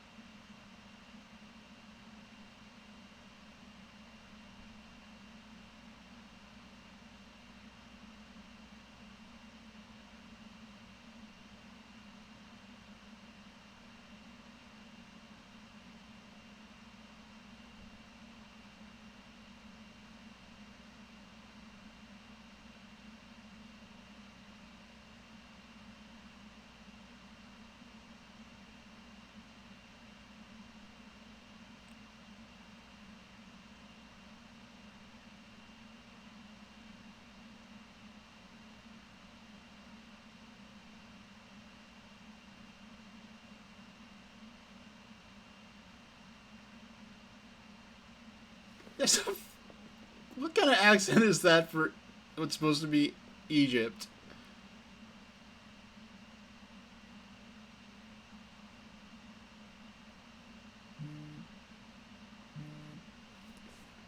Oh, and just so I know this is just a cartoon, but the pyramids were not built by slaves. Just mentioning that. What is...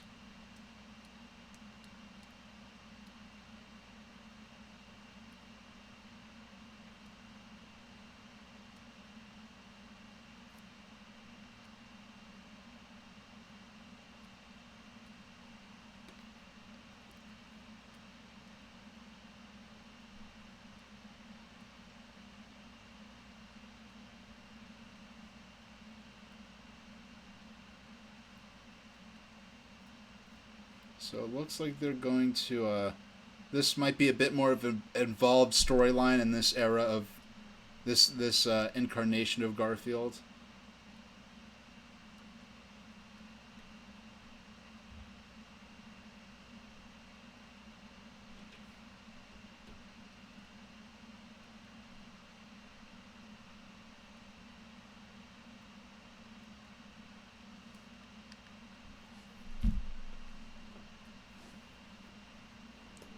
I don't know how this guy remained Pharaoh for this long, but... What is... My phone is going crazy, go nuts, and I don't know what's going on. There's... nothing I can see.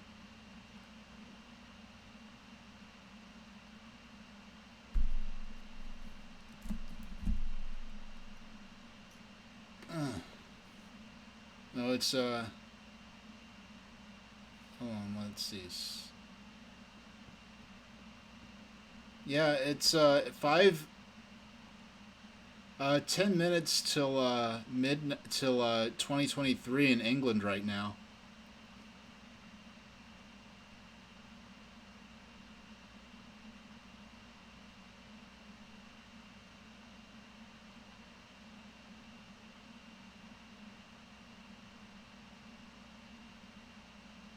Yeah, because they know they had TNT sticks in ancient Egypt. I like that they played up on it because Garfield has no clue what it's even supposed to be.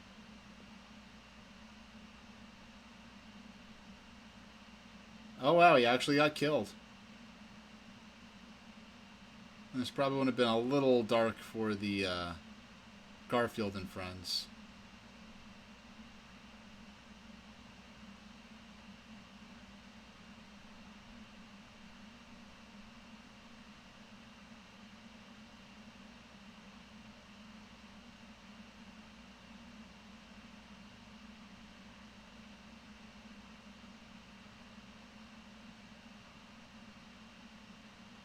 Doing the math in real time.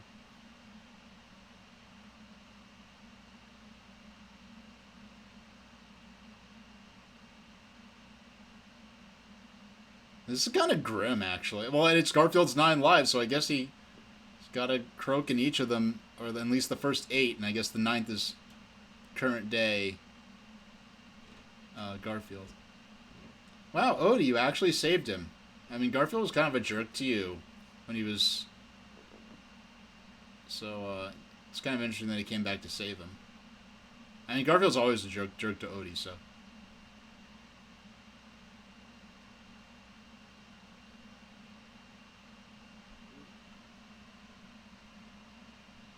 He still calls him slave dog.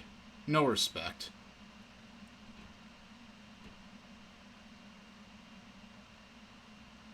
Uh-huh.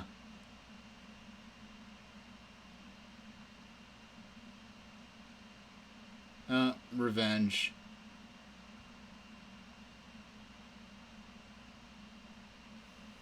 Why is my phone going crazy, go nuts? When there's no messages, nothing going on in my apps. Like...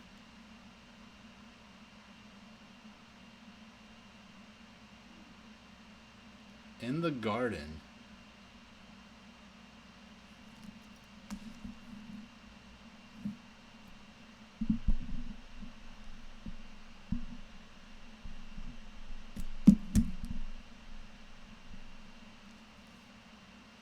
What world is this in? Is this supposed to be Candyland or like Oz or something?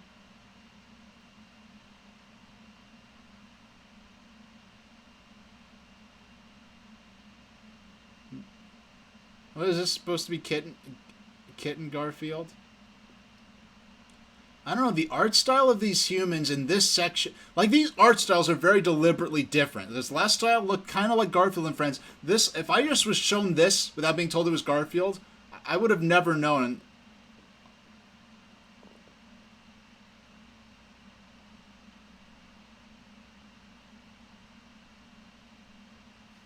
That's a little frightening, actually, but...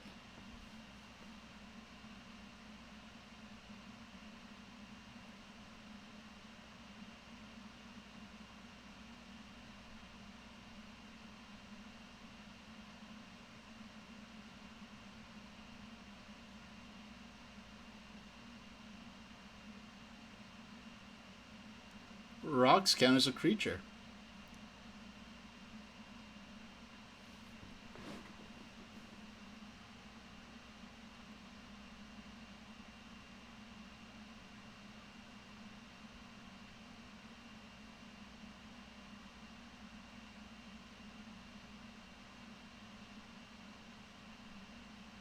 This is such an interesting...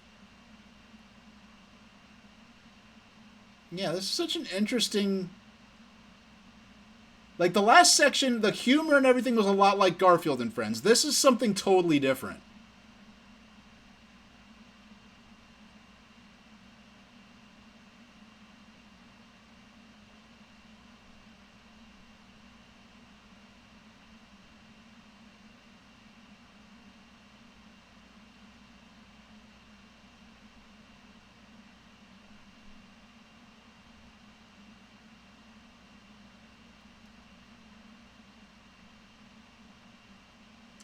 Is this on the same Earth that... Oh. Uh-oh.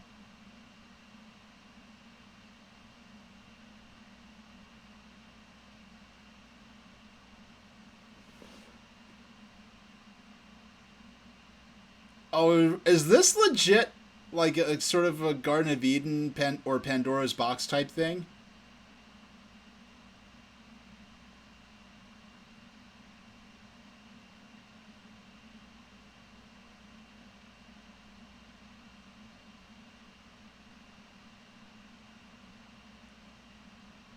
The simple to open latch. It does look like a game, Azure Rest.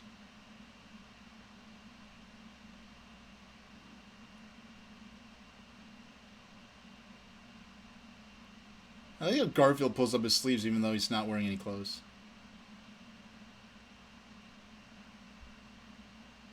Oh! Alright, where's the Tempter? Where's the Serpent character? Something's got to go wrong in this world.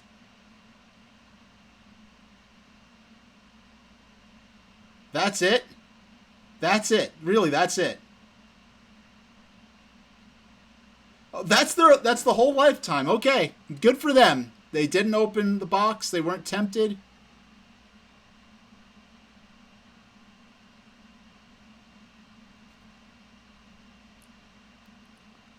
Court musician. They didn't say... I like how they didn't say a year last time. It's just some other fantasy world. Handel? I said handle.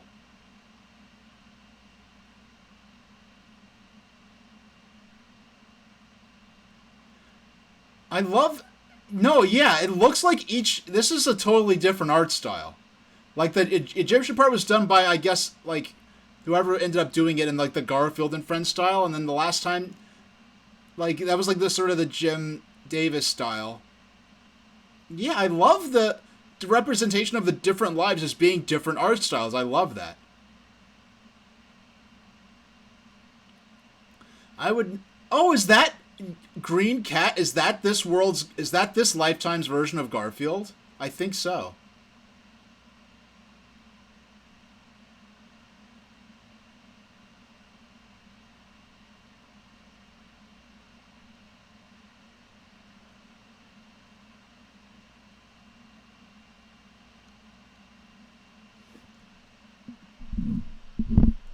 I don't know if Handel was ever under threat of execution. I know this is a cartoon, and it's like a exaggerated in any case, but I don't know if Handel was ever under execution, threat of like political peril or anything over his work.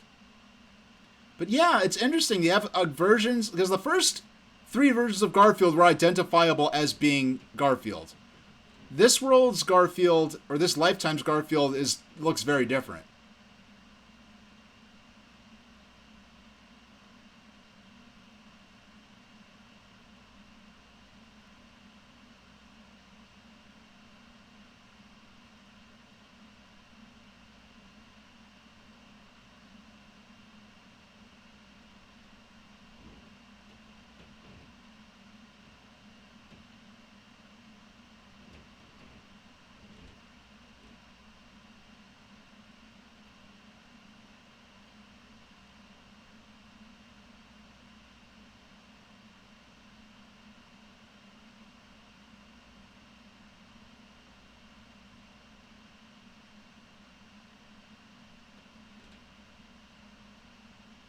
I'm not familiar enough with the. I'm guessing that. I mean, it's a piano concerto, so I'm guessing the idea is he's supposed to be.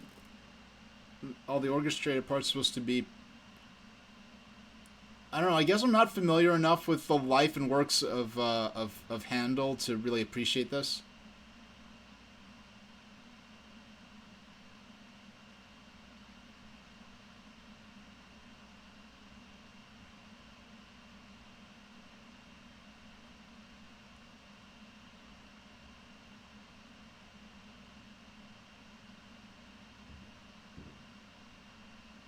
I know this is not.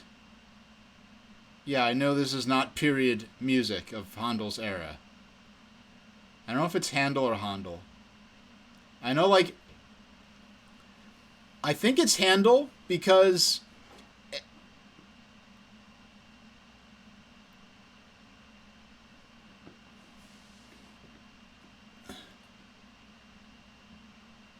Alright, time for the next one. Uh-oh.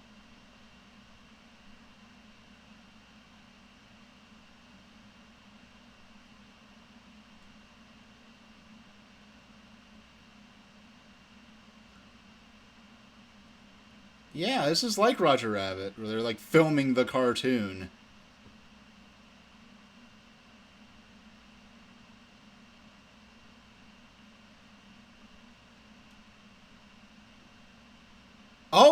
Oh my gosh, it actually killed him. Okay.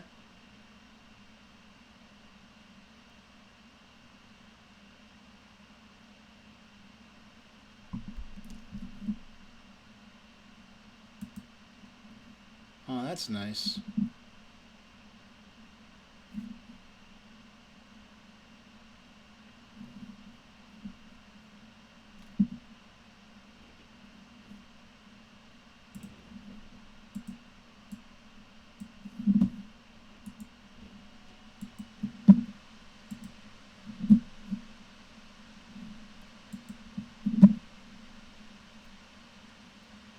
Yet another art style, which is fine.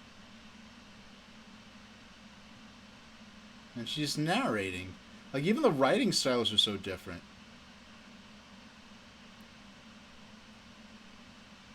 I like these like incarnations of Garfield that look nothing like, because the first couple made it look like, okay, it's just gonna be Garfield like with long teeth because it's ancient, like caveman days, or Garfield with like a ancient Egyptian royalty outfit. But no, it's like.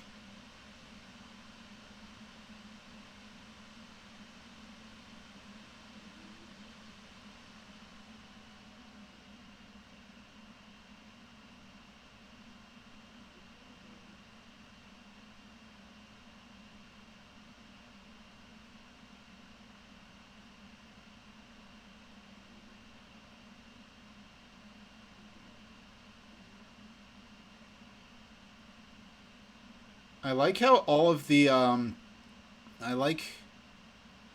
Yeah, he reincarnated as different non-Garfield cats, and I like that the reincarnations are different genders as well. They aren't all male.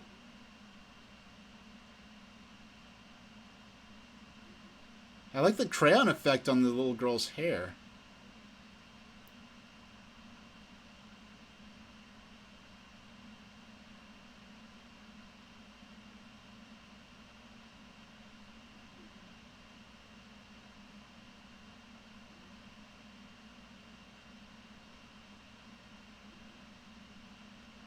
This is setting up to. I feel like this is going to end horribly. I mean, the last one ended horribly, but it was a 1910-20s cartoons.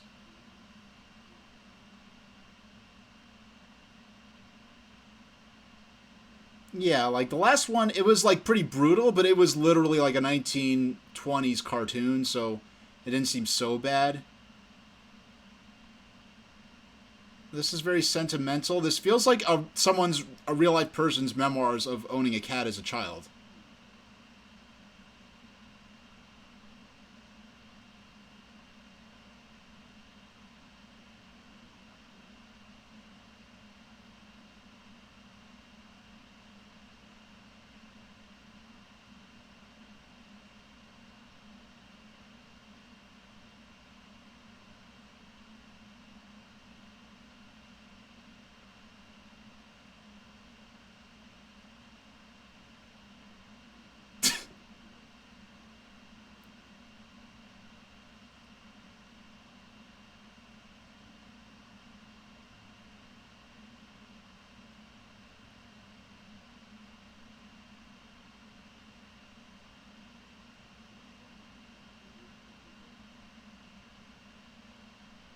I don't know. It looks the piano looks. It was a little upright piano when she was a kid.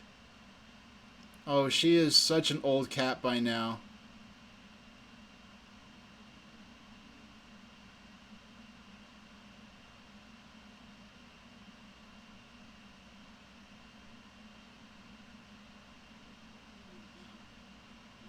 Oh, so many like actual pet memories of like helping older pets get to their favorite spots so they can't jump up under their own power anymore.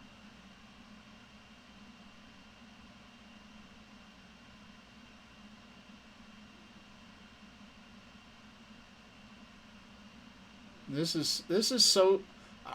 I did not expect this when I turned on a Garfield uh, special. I've never heard of this. I've never heard of this. This is incredible.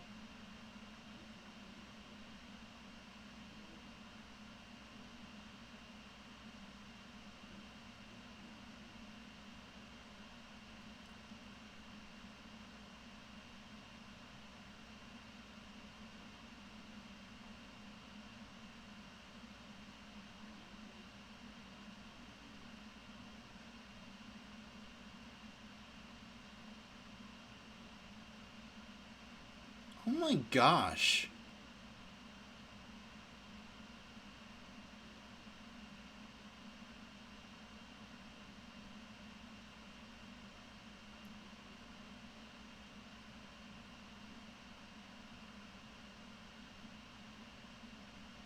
That's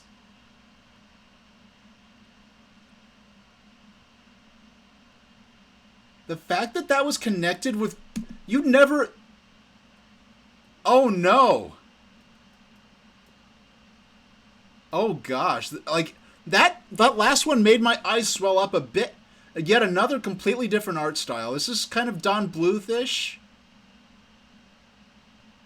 Government research facility restricted. Oh my gosh.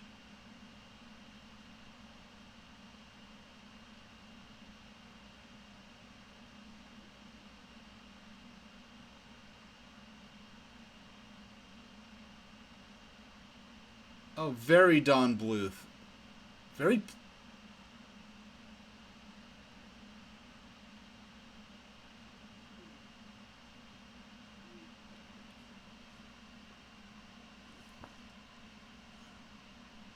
Oh my gosh.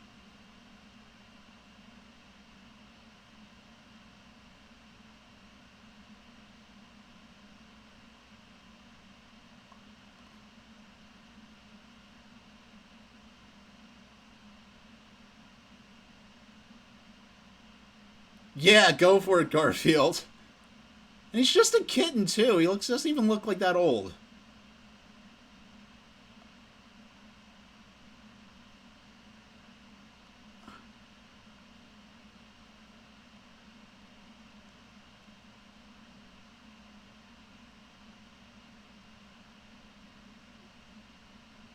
Doggone.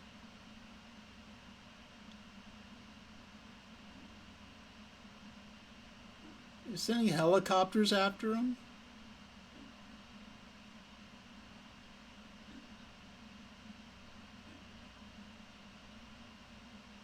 What is this realistic style? Like, my goodness.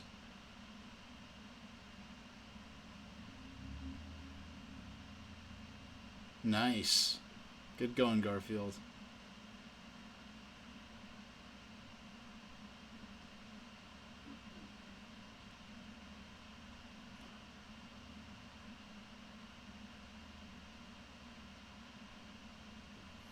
Up the tree. The dog cannot follow you. He cannot...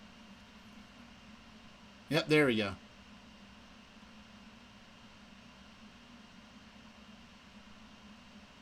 I would... Why? This needs to be... Like, The Last Life and this one both could be just feature-length movies unto themselves.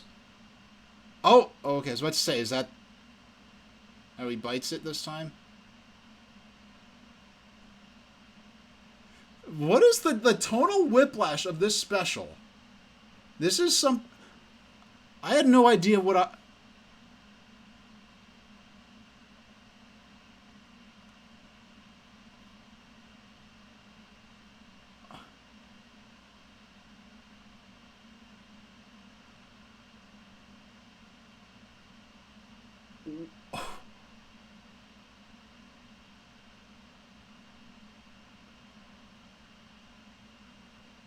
What am I...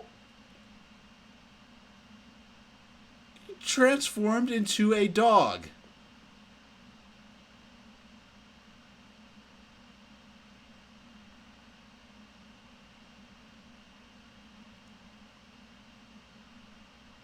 I am... Oh, these are all other cats they had already transformed, or... Oh, he blended in with them. Okay. That was... What? What?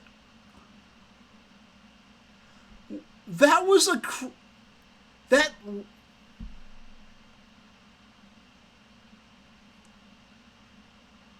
I would say it was... Address, I would say it's even more realistic than Bon Voyage Charlie Brown.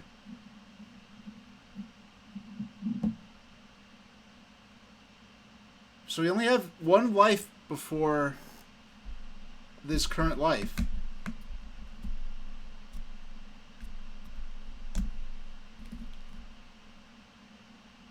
Oh, this is his current life, okay. Wait, he's just not a kid and he's just a full-grown cat? Like, what's going on?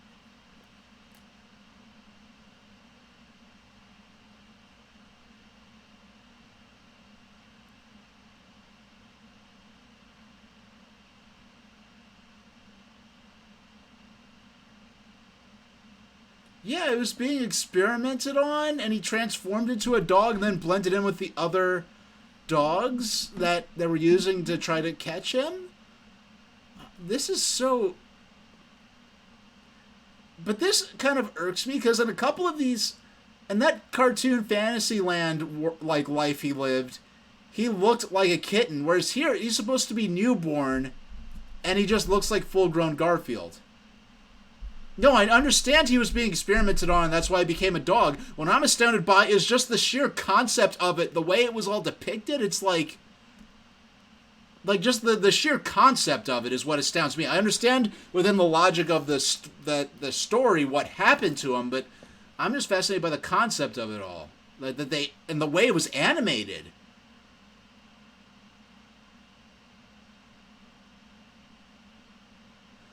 Oh, I'm gonna need to watch this with my father. I'm gonna need to watch this with my father.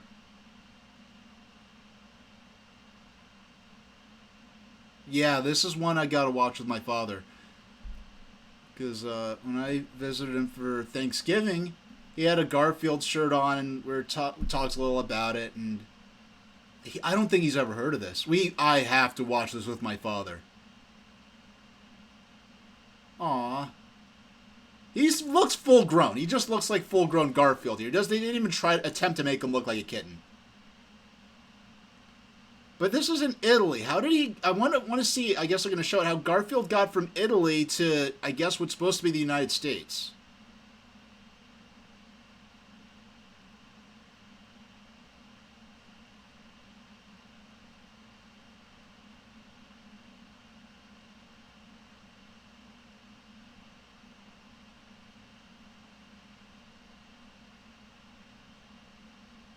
I'm trying to get picked. How to appeal to the humans.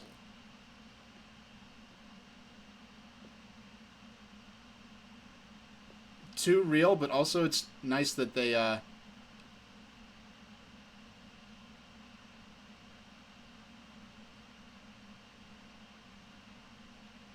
Oh, there he is. Okay, so this is current Garfield. So he has one more life coming after this. Yeah, it was definitely independent teams. But even aside from that, just the fact that they wrote this and approved this to be in this is fascinating.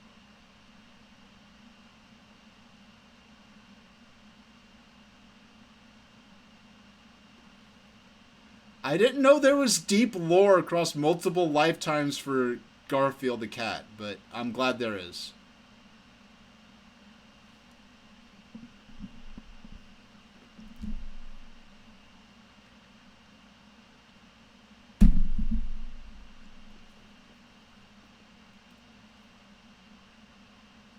Oh. Just throws a fit.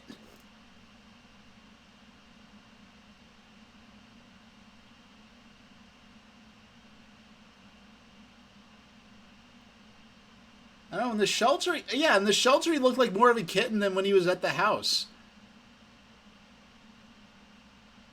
Wow, Odie got big since they left the pet store.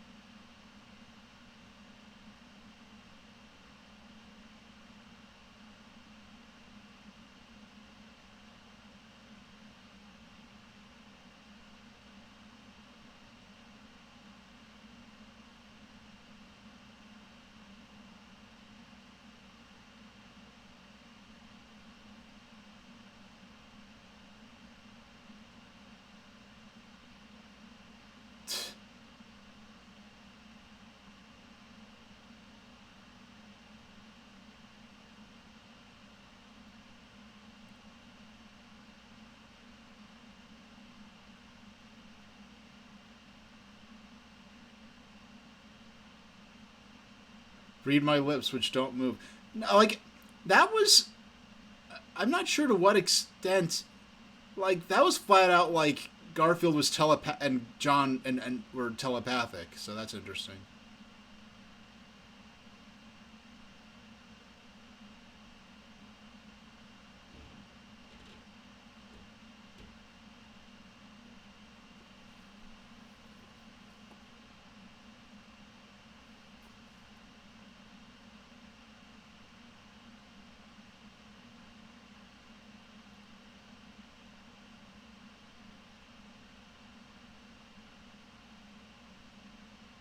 That's a cute sentiment.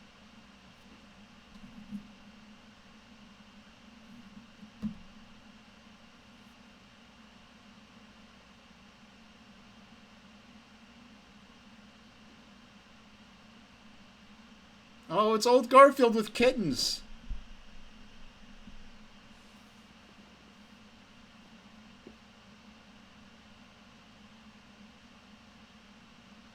Oh, old Odie.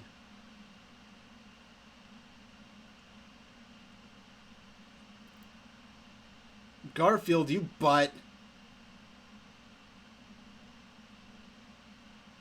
Is this how he loses this life? With Odie beating him up for changing the story like that?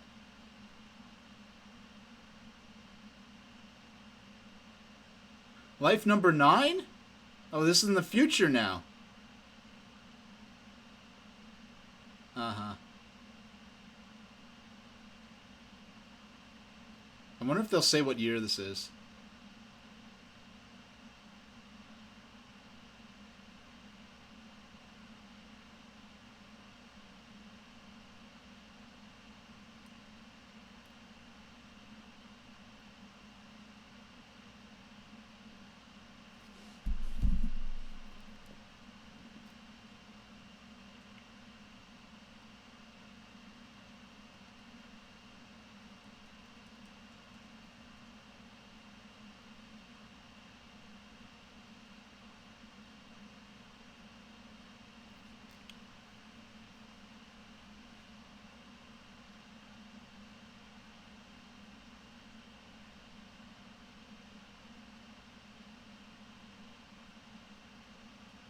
All right. No, excuse me. I'm just buying this on DVD right now.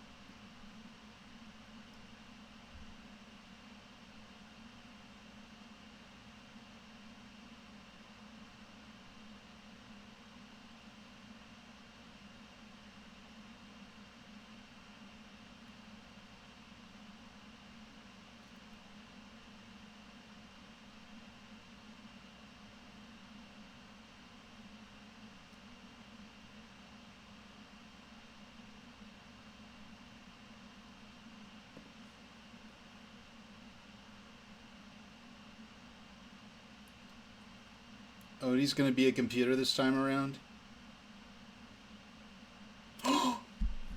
That was the item select sound from Super Mario Kart. Are you kidding me? That's a stock sound effect that they also used in this.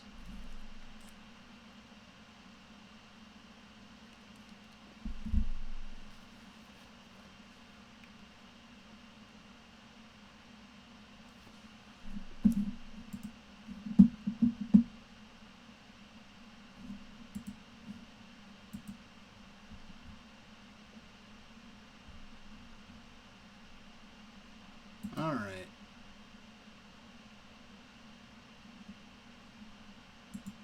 There's the Super Mario Kart sound again.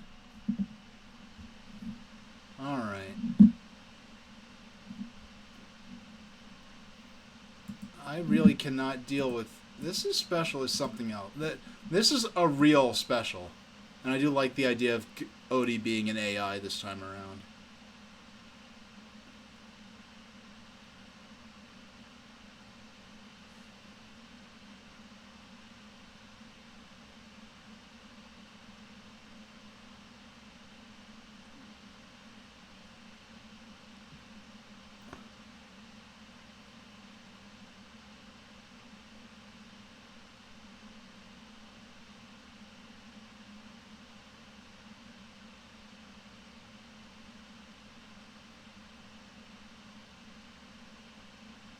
Secret weapon.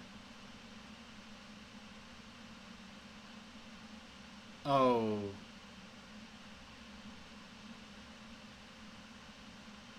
Yeah, that.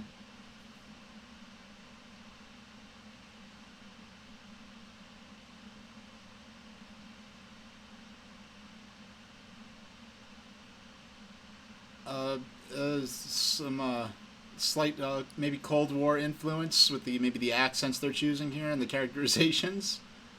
I mean, this was like mid '80s, I believe.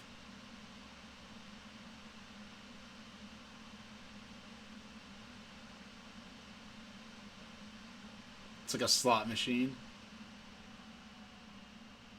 Oh, oh, it looks like you.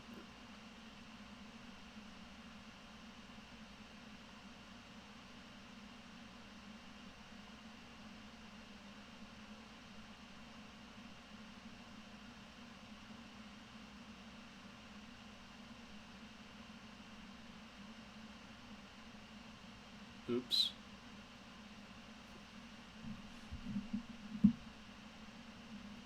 I cannot believe it's been. This is a 40-minute special. We have like 5 minutes left.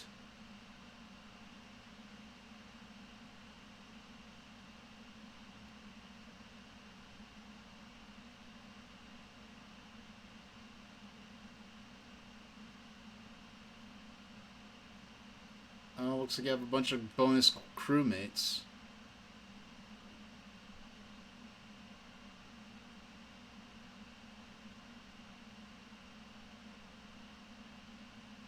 Can I use the Odie clones as ammunition? Garfield, you stinker.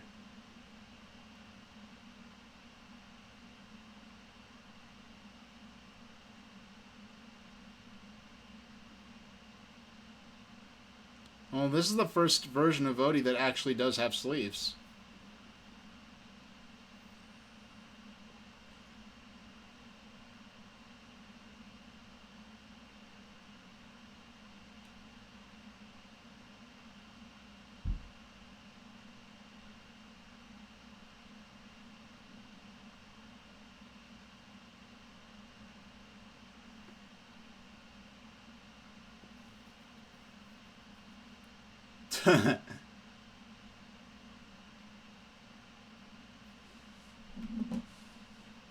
Oh, it's actually just a big cannon that shoots Odie robots. I'm guessing these little mini ships are going on a one-way mission.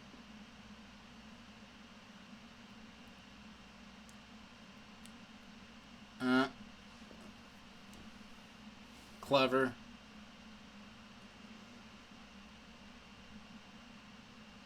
619 is written on the ship. It's a pretty lucky number.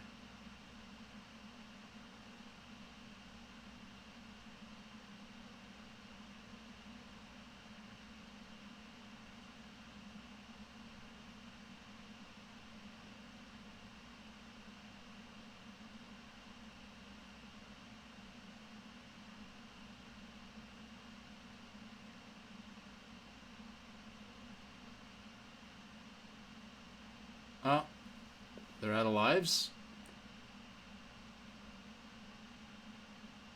I'm guessing that's John Davis in the doorway.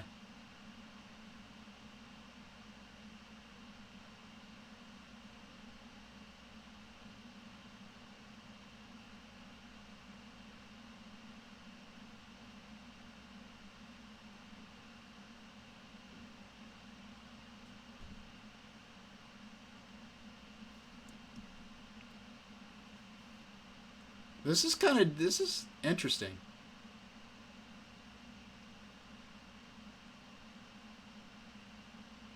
Huh.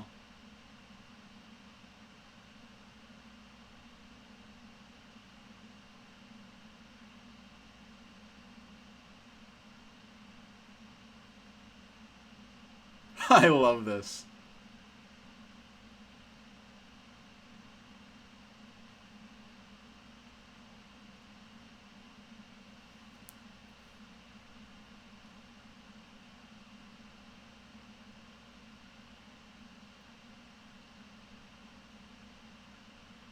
Garfield came through.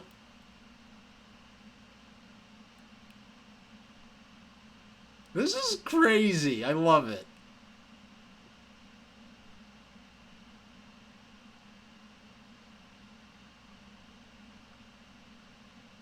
That's a little scary, but... Oh, wait! Are they implying that John Davis is actually... Yeah, all the different teams for all the...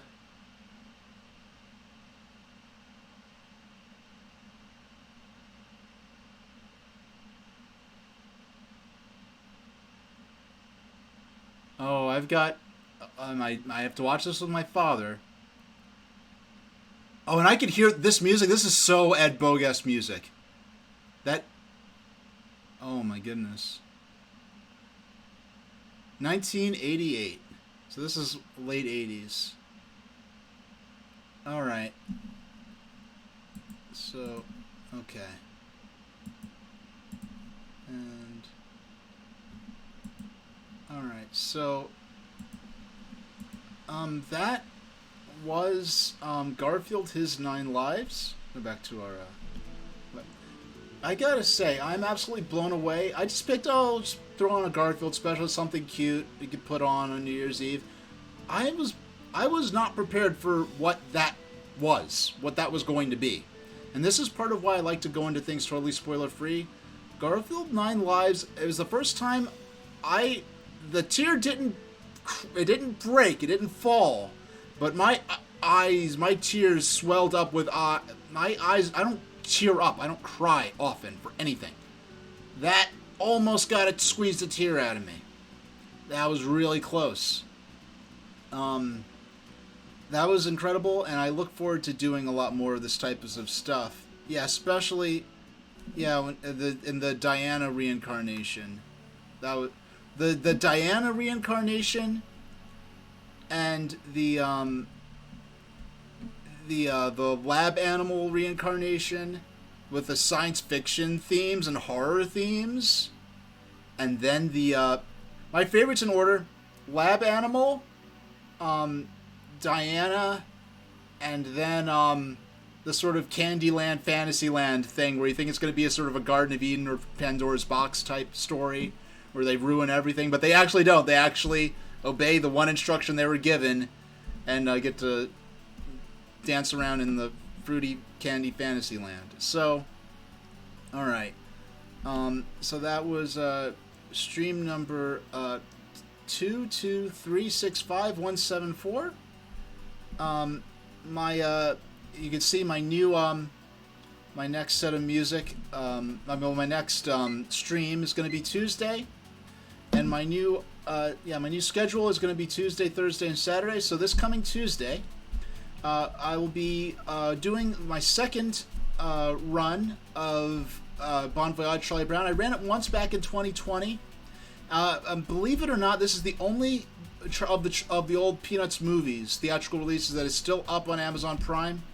And I'm crossing my fingers that it wasn't a thing where, like, at midnight it's going to expire, and at the end of the month, at the end of the year, the Amazon Prime watch party availability is going to expire.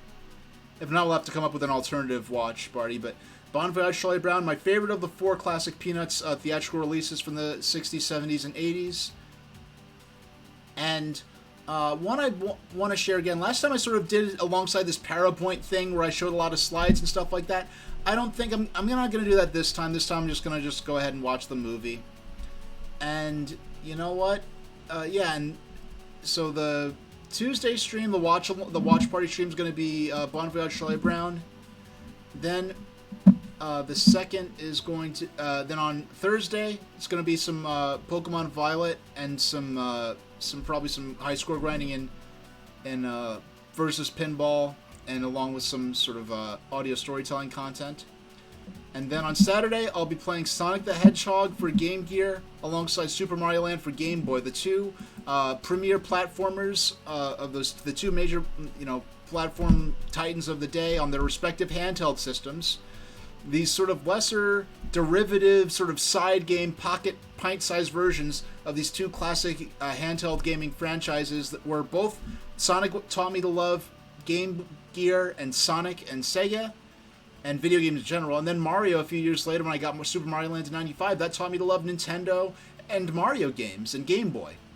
So these two very different systems with two very different sort of styles of approaching gameplay, and two very different handles in terms of the capabilities, one not even being just black and white, the other being full color. I love to play these side by side and share my moments of both, and maybe weigh them against each other, see which one maybe comes out on top for me. So actually, I'm going to go back to the webcam. I want to talk a little bit top pros and cons. Best new release game of the year by far that I played. I'm only talking about what I played. Best new game of the year was definitely Kirby and the Forgotten Land. Best new discovered game of what I discovered. First, maybe we'll get into that in a future stream. I don't have my list handy at the moment, but I will. So we'll go back to our end screen. Just want to drop the credits for my artists, and I will see hopefully all of you on Tuesday. So that'll be it for today. Have a great. I hope you have a great 2023. And I look to trying this new phase of my streaming journey with you, where I stream more frequently, dedicated to streaming 3 times a week on most days. And for those who are new, here are my social media links. If you want to keep up to date, if there are any cancellations or changes of plans with my streaming, you can check that out on Twitter and Tumblr. So that'll be it for now. And thank you all so much for watching.